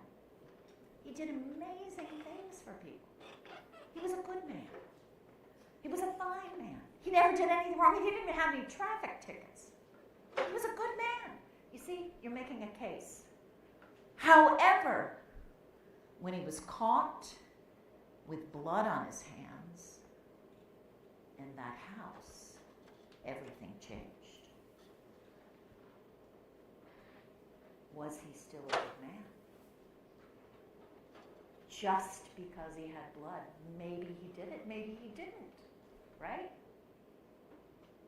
But the point is, he walked into the house and he found her there. He did not kill her. He came right after the crime. So of course, anybody going to the ground helping her would have blood on their hands. So I'm telling you, this is a good man in a bad situation. See those tacks? Let's sing it. Yes.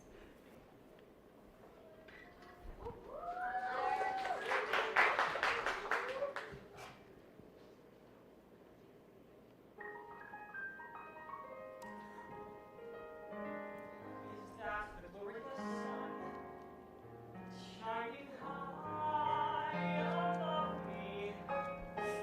Is that the radiant sky? Does the lady truly love me?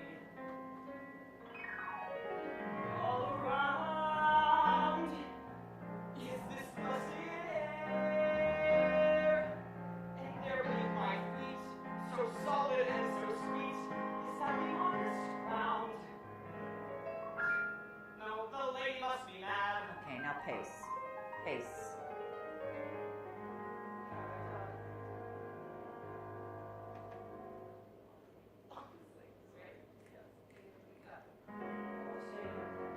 How was it she called me by my name?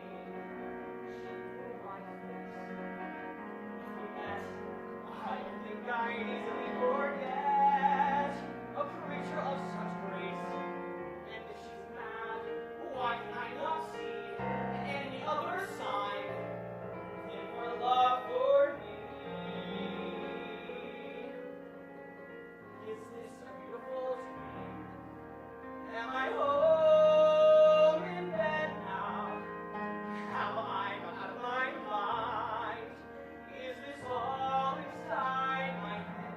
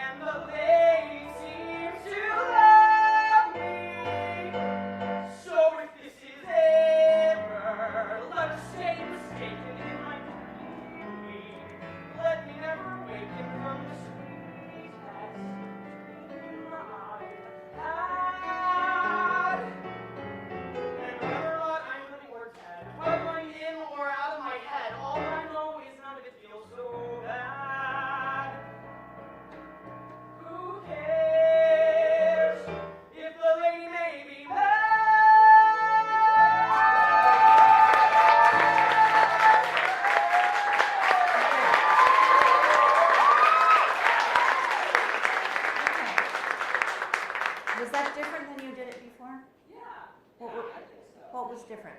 I think it was what I really said, what I wanted to say, what I needed to say was more important. Okay, okay. So it's not just about the notes, is it? Right. Yeah, and you got to remember that. Because here's the thing. You have so many images in this. I'm not going to go back because we don't have time today, but just these are little things for you to think about, right? To add on to it. And you started to do it. You were in quandary, right? You were this and you were that, right? And then you came over here and you were thinking about it, blah, blah, blah, blah, blah, right? And then it's like, maybe I'm in a dream. Maybe I'm in this. Maybe I'm dead. Maybe I'm dead. And I don't know it yet, right? So you got to go into another space, see? And it's like the purple sky. I got to see it. Right now you're just going, the purple sky. The purple sky. You got to paint those images. You got to do that work. You got to paint the images. There's the sun. Then you go back forward, right? Maybe it's this. And who cares? Maybe I'm this.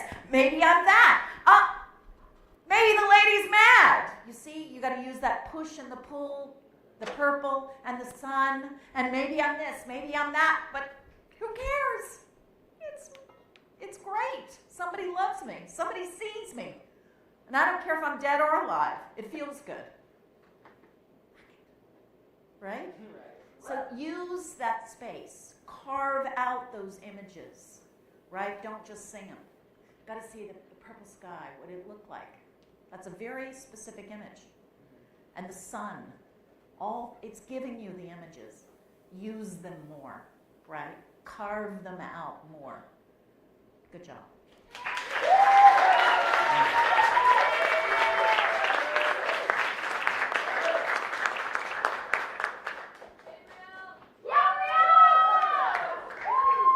All right. Hey, Brielle, nice to meet you. Where are you from? Wonderful. Do they still stay Yuns going downtown? Do they? Yeah, I went to school in Cincinnati, and they had a similar kind of accent. La Roses. We're going down La Roses and have a hoagie. You haven't been able to pick it up? Okay. I worked at Civic Light Opera 2 seasons here. And then I'm trying to think, what's the theater that brings all the shows in, the Broadway shows? Yes, I've done that too. I really like it. I love Pittsburgh. They are amazing there. Okay, what did you bring in? Okay. I got to see this show. I've coached a couple of songs, but I've never seen them. So you relate to this. Okay, I can tell already. So I'm going to put you in the scene, right? You know who you're sharing this with. I hope it's somebody specific. And what they're wearing, their mood, how this all came about, time of day, time of year, and I love holidays. Why do I like holidays? Because holidays are usually the most complex, right? They're not just happy, they're loaded, right? I'll take any kind of stakes I can put on top of them, right? Again, it doesn't have to be, but just thoughts. Any smells? Where's the light? Where's the place this takes place? Paint your picture. Carve out the temperature. And what's just happened? You say your first line, which is what? I can stay right here Yeah. and get back to the voice book. Oh. But if I stay right here, I'll become a nun. And I'm not a nun. Not a nun. I'm being chased. You're not that chaste. Or I could run away. Leave this book on the shelf, leave in the lingerie. Yeah. But that means it's over. Oh no. Whatever this is, and I really think I should wait. I think so, It's too. hard to articulate why. Okay. Um, You want to think about it? Okay. or I could stay right here Yeah. and shake this habit off. Just stay right here and say hello. Say my name. Say, here's your book. What a place. Hey, let's keep in touch. Sounds good. But that's way too much. Okay. It's hard to go unseen. It is. You know, at least in this instance, it's so Yeah? Me and the boy and his book and the shelf note. Oh, wow. Wow. I take a step, get out. My feet forget how. And now it's me against the door. This isn't what I thought, but I think I want some more. You gonna continue? But not right now. Not right now. Well, now I need to go. I'm not finished with the boy, with the book. So I will hold him, hold it. Until tomorrow. You're just gonna wait. No? No? Gonna jump? Sounds good.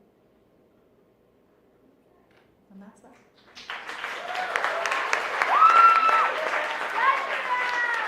Okay, so I'm gonna say something. Just a little slip. So you've got it, right? You've got the personality. You don't need to be any more than just you. You don't have to overplay it. You don't have to draw it out for me. Do you know what I'm saying to you? I understand.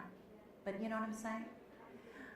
So really live the dilemma. Have you ever been in a situation where you really, it's like, what am I going to do? God, what am I going to do? Should I just tell him? Should I just wait? Should I go? I want you to really be it, not play at it.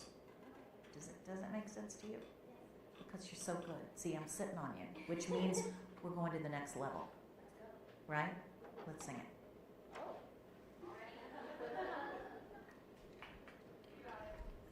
So just be in it. I'd love it if you'd talk to me. Sounds good. I'd love to be your girl. I'm actually a very good person to do dilemmas with. I'm excited. Okay. I get to ask. Right? Yeah. Let's do that. Okay. Now remember, you're going to be it, not play at it. I can stay right here Yeah. and give back the boy his book. But if I stay right here, he'll think that I'm a nun and I am not a nun. He'll think that I am chaste. I'm not that chaste. No. Or I could run away. Please go on the shelf, I loop in the lingerie. That means it's over, whatever this is tonight. Believe that I should wait, it's hard to take it back.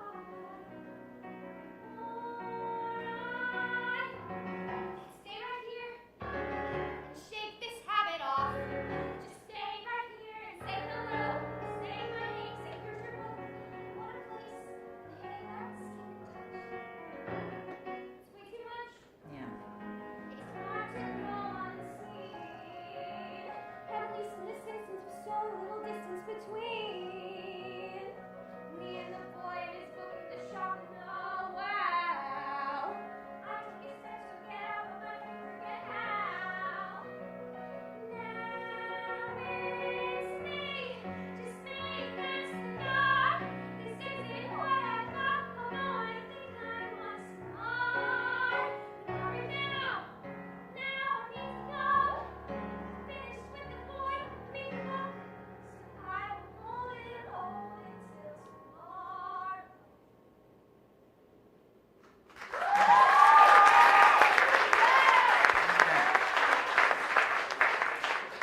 Any difference than before? It felt like it was more of a process. Right. More decision process. Right.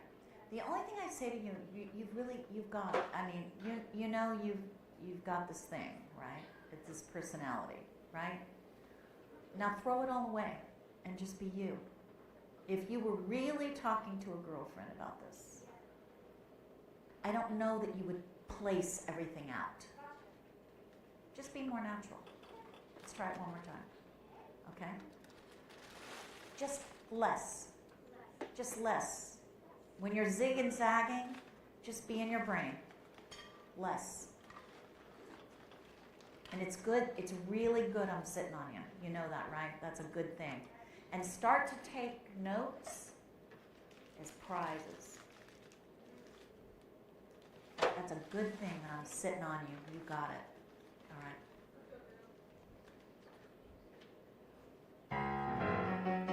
Stay right here. Yeah? In fact, the boy is home. You think you should? Stay right here. Yeah? You think that I'm not in my mama. You think that I chased. Not that chase. Or I can run away. Leaves go from the shelf I look in the lingerie. That means it's over. Ever this isn't night. Really think we should wait if it's far too away. Why? Alright. Stay right here. Shake this habit off. Just stay right here and say hello and say my name. Say here's your book. What a place. Hey, let's keep in touch. It's way too much. It's hard to know honestly. At least in the sense that there's a little distance between.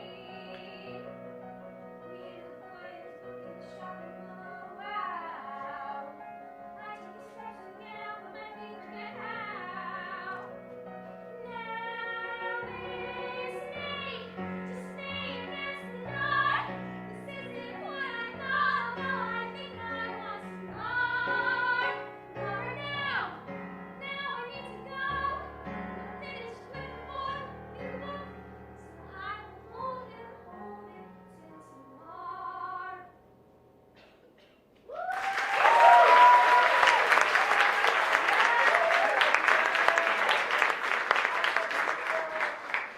What did you see?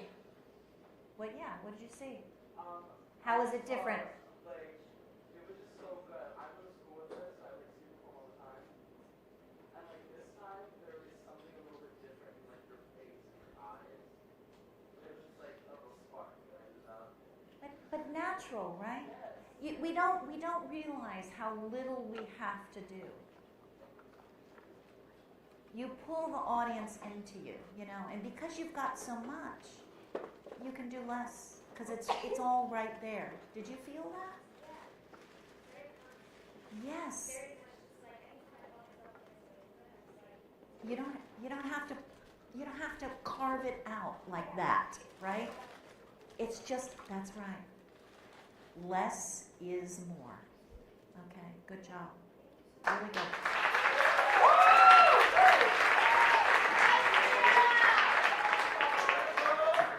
Okay, good. It's hard in the beginning because there's so much to, Hey, how are you? What's your name? Cole? Do you know that's my family name, and my son's middle name is Cole, Henry Cole Lunetta. Isn't that great? I love the name Cole. Where are you from? I knew the South. I was born in Augusta. Yeah, so I know hot Atlanta. And I was just there filming. Yeah, I love Atlanta. Monarch.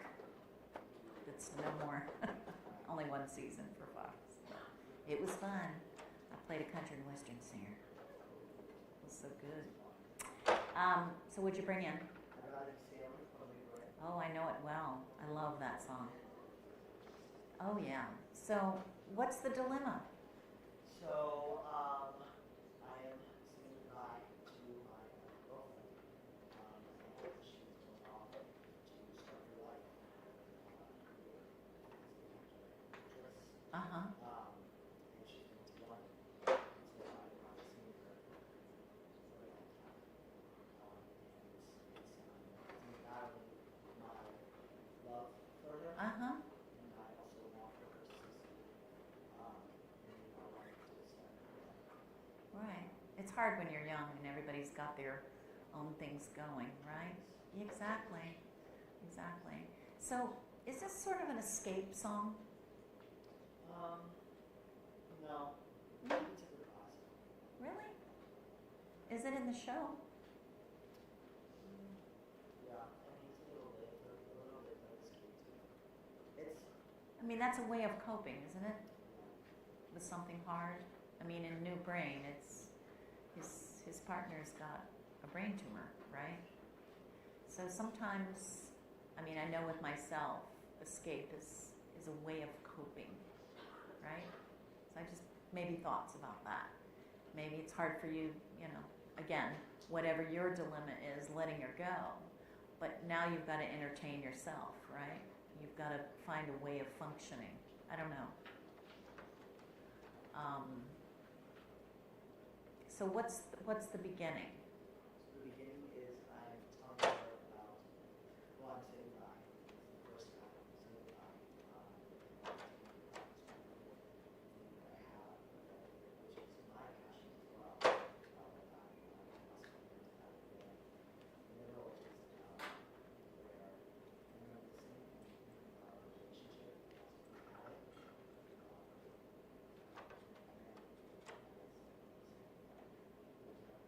Letting go. Because what's the truth? You have to let go to let it be, right? Right. And if it comes back, it's yours, right? That's the risk, isn't it? Very vulnerable, right? Exactly. All right. You've got a place in mind, and you've got a person in mind, right? Time of year, a month this happens in. Does the season affect it? Does it affect the mood? Is it winter? Is it fall? Is it spring? Is it late summer? Day of the month? Day of the week? Time of day? Light? Any smells? How does everything affect? It's like time stops when you have those moments, right? You've got to sort it out, come to the table, right? And what's just happened? You say the first line, which is what? I'd rather be sailing. On an open sea, I'd stand at the railing if I could, feeling wild and free. The sun is on my neck, the wind is in my face, the water's incredibly blue. I'd rather be sailing. Yes. I want to go sail. Then come home to you. Sex is good, but I'd rather be sailing. Food is nice, but I'd rather be sailing.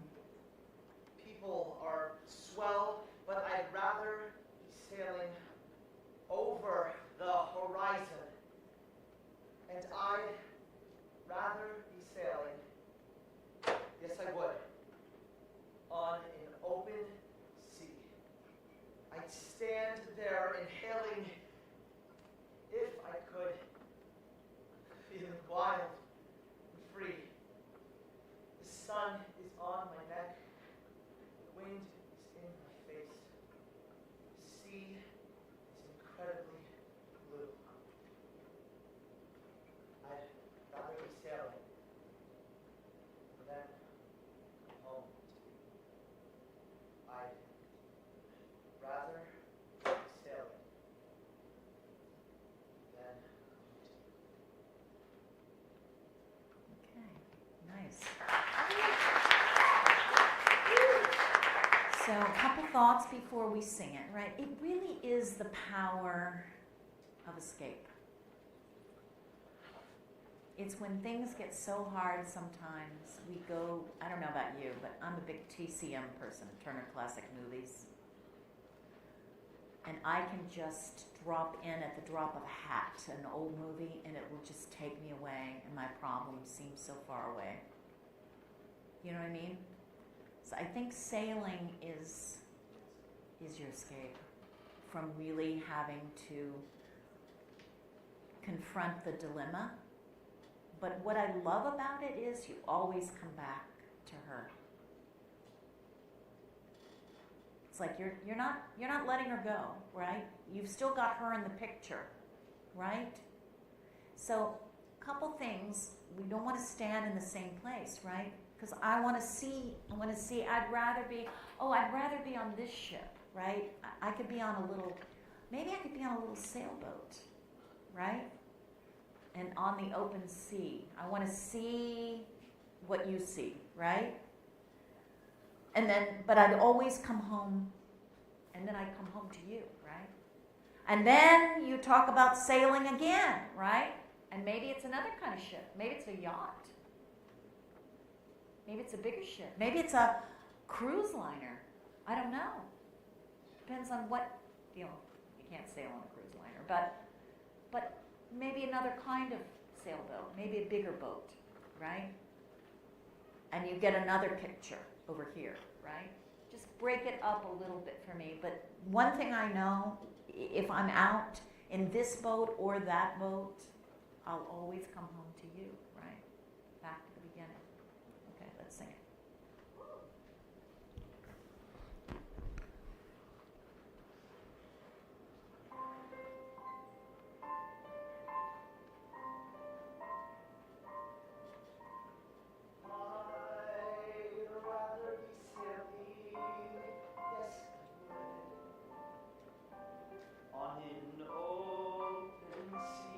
Imagine it. I'd stand at the railing if I could, feeling wild and free. The sun is on my neck. Nice. Feel it. The water's incredibly Is it indigo?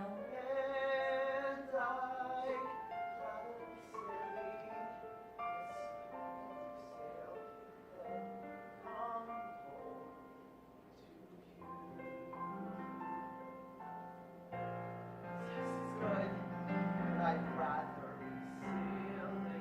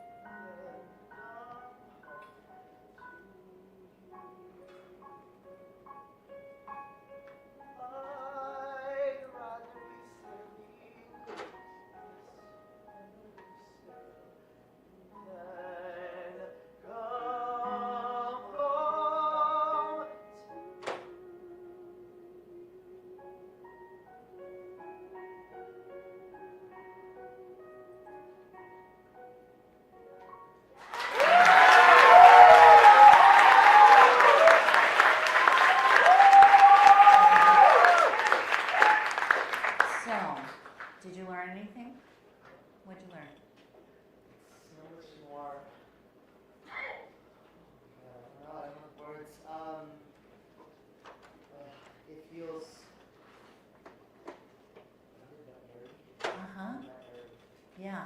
Well, that's the push-pull of this, isn't it? And the thing is, I mean, do you like to sail? Do you? What's your passion? What would you say your top passion? Musical theater. So again, we replace. Yeah. It's like when I did Somewhere That's Green. I didn't really like a tract house, but I used to imagine the house I would have, right? So I'm substituting my true passion for what my house would look like for the tract house. So I'm putting in the passion. I mean, mine's a wraparound porch, Do you know what I mean? So I'm putting in that, just like you're going to be substituting your passion for sailing is the most glorious thing. That's why you have to carve that out. You've got to feel the sun on your neck. You've got to carve those images out really.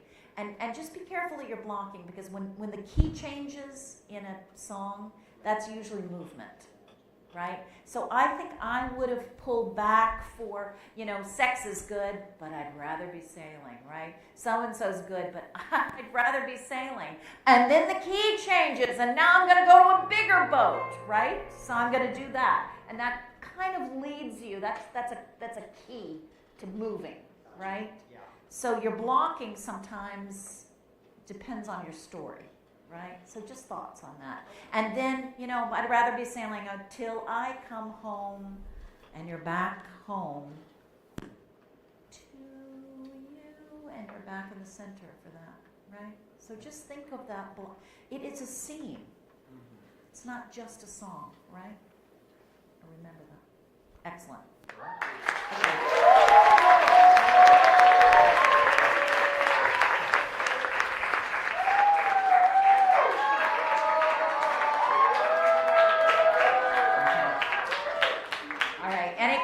Any questions before our last performer? Any thoughts, feelings? Yes?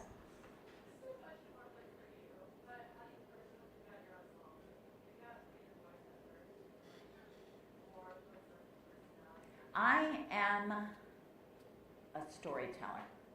Like, even if music was taken away from me, I was raised in a family that always told stories.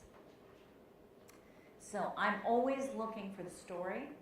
I'm always looking for the shift. I'm looking for the most dramatic change. I like when things deeply affected by stakes, It's charged with a lot of different emotions. So I can sort of bevel through that. I like showing that, right? And I particularly like when things are funny, have pathos and humor. I'm always looking for that double whammy, because I think humor is the most powerful thing to contrast. So that's usually what floats my boat. Something that can seem very committed but hysterical, right? That's what I'm attracted to, that doesn't just give off one thing. So even if I go into an audition and do something funny, I'll turn around and just fucking just break your heart. Like I will fucking just take the rug out, And people go, oh, I thought I knew her. I love unexpected things. I like performers like Barbara Harris. Look it up. I love performers like Judy Holliday. I like smart women that twist on a dime, I watch all the old movies, everything I can. I've learned so much about style and things like that. I love Rachel Bay Jones. I thought her Catherine in Pippin was one of the best performances I've ever seen. I just like unexpected performers. Ashley, what's her name? That's in, she's doing Sweeney Todd. I think she's genius. She's unexpected, And I love funny men too, It's just, I like when I'm surprised. Elaine May. You think you know what she's going for, and she'll go another way. I love unexpected, so things that shift. Yeah. You've been talking mostly with the songs, talking with the scene partner. Would you say it is okay for at least maybe the first act, maybe a little bit of the second act, for that scene partner to pay attention to you? Oh, absolutely. My partners do all kinds of things. It's like, are you hearing me? Oh, perhaps you're not. Would you stop packing your suitcase and listen? Hey, will you listen to me? Right? They do amazing things. Hey, okay, I'm going to say this one more time before you leave. Right? They can be all over the place. But that's what's fun to play with it. And use your comrades to invent something with you and see what that feels like when somebody's not paying attention to you and you're trying to, it makes you do the song differently. Like, I'm going to say it a little louder because you're not paying attention to me, right? It makes you answer it like you would in the scene. So it's not just sung the same way. Does that make sense? Yeah. Good. Okay. Yeah. Off the top of your head, do you have any other tips, tricks, techniques for diving into text other than monologuing the song? Well, it's I mean, It's- on top of monologue itself. well, I try things different ways. Sometimes, you know, I'll be completely pissed off, you know. Sometimes I will be, you know, maybe dragging in, like I really don't want to say this. Sometimes somebody's in the other room and I'm going to say this as loud as I can without them hearing me. You know, I will give immediacy that way, you know, in scenes, and I try those techniques with my students too, because you can be in the moment. It's like, yes, that's what I said, because it's immediate, right? Play. It's playing, right? It's playing. We're kids. We get to play the rest of our life. You know? Okay. Yeah. All right. So, hi. What's your name? Hi, Kyla. So, what did you bring today? I brought Monster from Frozen. Okay. Wow. Monster. Okay. So, you know your 3 acts? You want to tell me the first act? I think the first step, I feel really, really scared, and I don't think I can do anything else. Something has exploded, and there's no way I can go back from that. I feel like we're going to be mad at me. Okay, so that's the dilemma, right? And then what's the middle act? Second act, I feel like questioning, trying to find answers, have like the person I'm talking to give me advice on something. So you're asking for help and an answer to help with your dilemma? Yeah. Okay, and what's the third act? I think I know that I have to be the one to fix this problem. And so I'm going to. Okay, so you kind of figure it out by then, right? What you're going to do? So at the end, what's the last thing you say? Not tonight. Not tonight. What does that mean? Like, You're not going to figure it out tonight? Or it'll be tomorrow? Or. I'm not going to be what they perceive of me tonight. Okay, I'm going to fix it. you're going to be different. How are you going to be different? I'm going to show them someone else, like who I truly am. Okay, and is that different from who they think you are? Yes. I love that, right? And isn't that true about life? People have a preconceived idea sometimes who we are, and then we show them. It's like being a different animal. Yeah. You know, somebody thinks you're a lion, but you're really a panther. Right? Okay. So you know where you are. You know who you're sharing this with. It's very important, right? Maybe you're eliciting help from. Who would be an ally that maybe could help you figure it out, right? And that you could bare your soul, right? Time of year, month, day of the month, day of the week. Where's the light, inside or outside? Temperature? Any smells? Descend into that world. What's just happened? You say the first line, which is what? It's finally come. What a great opening line. You want to continue? Knock down my door. I can't hide this time like I did before. The storm is awakening. The danger is real. My time's running out. Fear will be your enemy, and death is consequence. That's what they once said to me. It's starting to make sense. Mm. All this pain, all this fear began because of me. Is the thing they see, thing that I have to be. A monster. Were they right? Has the dark in me finally come to light? Am I a monster? Full of rage. Nowhere to go but on a rampage. Or am I just a monster in a cage? What do I do? No time for crying now. I've started the storm. Gotta stop it somehow. Do I keep on running? How far do I have to go? And will it take the storm away or only make it grow? I'm making my world colder. How long can I survive? Is everybody in danger as long as I'm alive? Was I a monster from the start? How did I end up with this frozen heart, bringing destruction to the stage?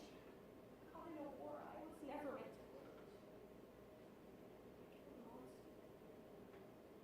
Father, you know what's best for me. If I die, make me free.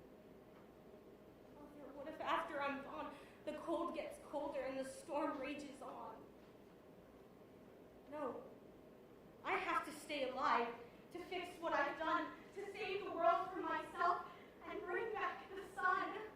If I'm a monster, then it's true. There's only one thing that's left for me to do. And before I fade to white, I'll do all that I can to make things right. I cannot. I will not be a monster. Not tonight.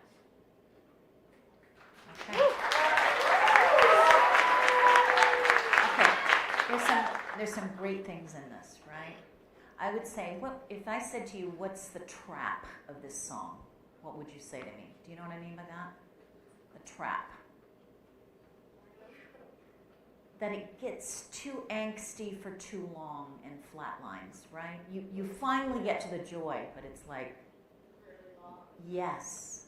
So it would behoove, I think these are just thoughts. In the beginning, don't let me know the angst yet. It's almost like you're the town crier. Hear ye, this is what's gone on. What do you say in the beginning? It's finally come. And I want you to see that. It's like if it were me, I'd go, it's finally, look at the storm outside. It's here, right? You can paint that picture out for me.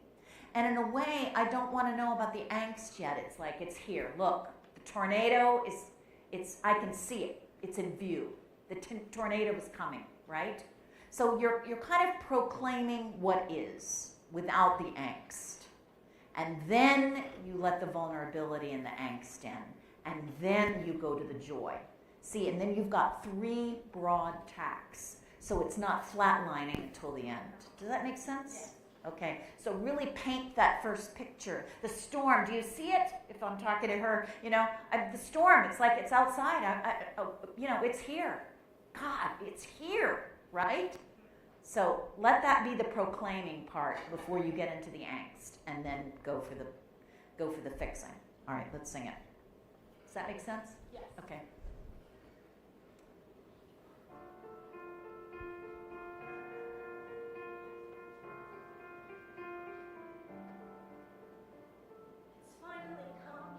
Go to the deer. Knock down my door. Look at the I window. can't hide this time like I did before. You're proclaiming it. Awake. The danger is real. My time's running out. Don't feel. Fear will be your enemy, and death its consequence. That's what they once said to me, and it's starting to make sense. All this pain, all this fear began because of me.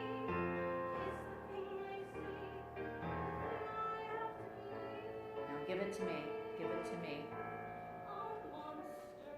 No. Were they right? No.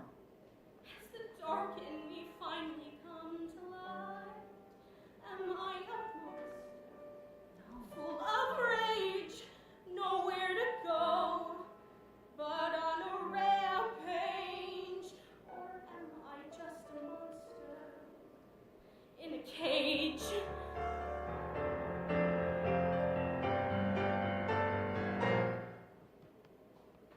What do I do? No time for crying now.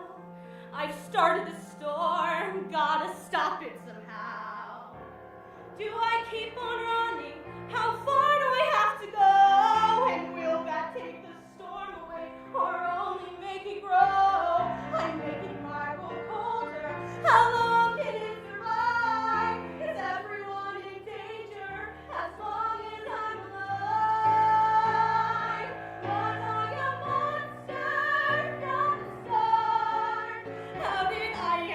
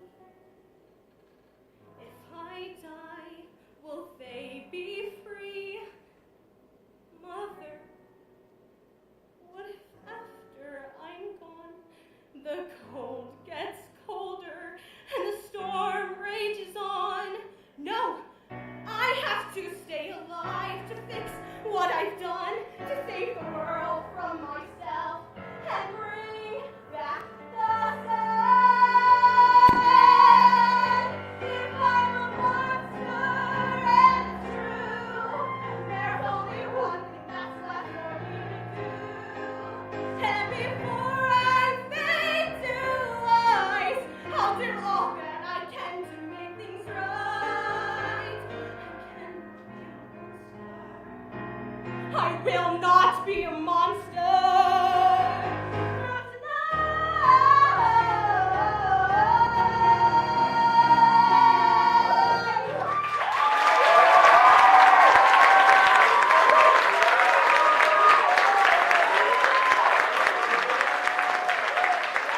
There's a lot of colors. Do you feel? Right? And what a choice, because it is. What if you could not be this person? Right?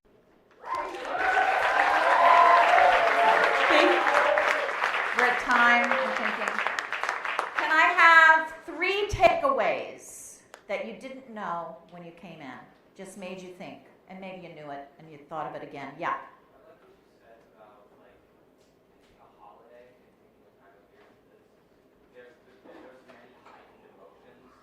Yes. All of these times, these days of importance, because it's like a thing that has affected culturally and individually. Great takeaway. Yes. Behavior. Watch everybody. Watch how you are when you tell a story to your roommate. Watch how you talk to your mother, you know. I watch everything. I take in everything. Yes. Yeah. Yes. Yes. Yes. Yes. On the same note, not even like during you were working on the song, when you were just like on the other person on the stage watching something happen, a moment happen. That's right. And when you get into that, it becomes less about singing and the notes and all of that, you know? Because at the end of the day, it's got to be so much more than that, right? To really define the role, to get the role, to act the role, you have to tell the story. There's no way around it. Yeah. It's kind of similar to the performing of reality, but like having the movie showing life. Yes. Makes a difference. I mean, you saw the window, you saw the storm, you see it coming at you. You got to do all that work. That's your. I remember watching the NBC, The Wiz, when the girl auditioned. I can't think of her name, who ended up doing Dorothy. I could see her home. She descended into that. I saw it in that moment. I thought, this is the girl, because she had the movie going, right? It really makes a difference. Yes, in the back. Yeah. When you say it in a monologue and you have to repeat yourself, to say it like different. That's right. The refrains always have to have a different way of saying it. And again, those are tacks, right? Tacks in the windsurfer. Yes. I like that you demonstrated that like the song is also still monologue, and that like we're still telling like a story, and it undermines the performance. It's all storytelling. Absolutely. Yeah. Finding the changes and shifts in the song. Yes. You got to take, again, try the lawyer technique in front of a jury. That helps you sometimes, right? Yeah. I really think this holds good with monologue. Like once you start speaking it and start talking to the person, you start to get a better understanding of the story and you can alter the emotions to what's best fit for you. That's right. And sometimes it's not speaking it loud. Sometimes it's like, I'm going to say this as clearly as I can because somebody else is in the room and I don't want to. I mean, whatever you choose, you start to take on a point of view for your material, right? Yeah.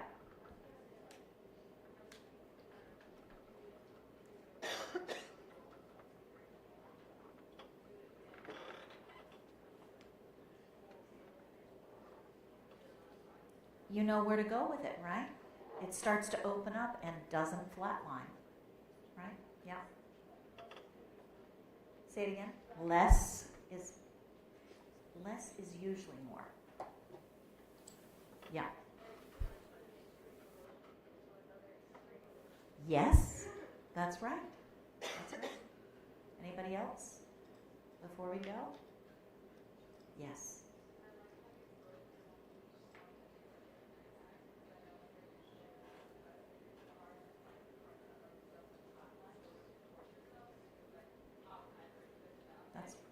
That's right, just like we did with her, right? You don't have to play angst at the beginning because we don't even know what the dilemma is, right?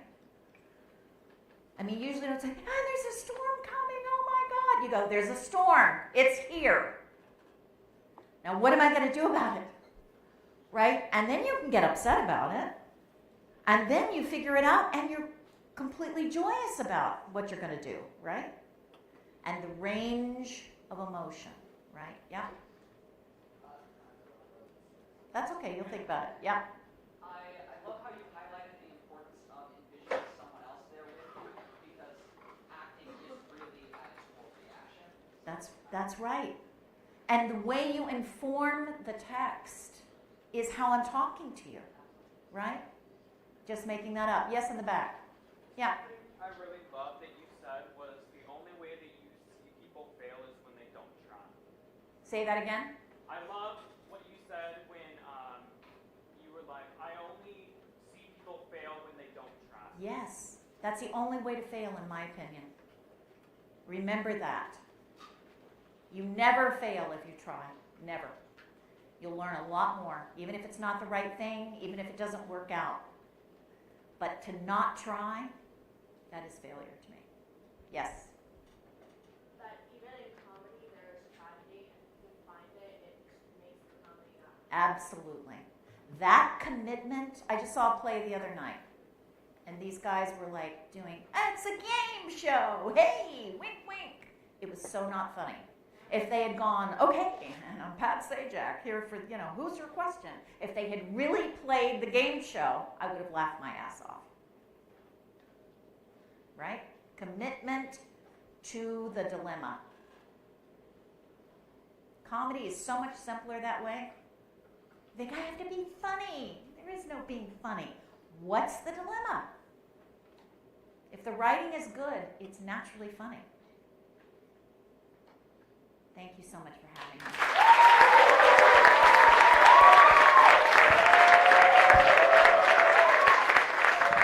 Faith, thank you so much. This masterclass was incredible. One of the most transformative masterclasses. And for Heather. Thank you, honey. All right, so a couple things real quick before we release you. Go to lunch now. You've got some remind messages coming to your phones. If you do need to go back to the dorm,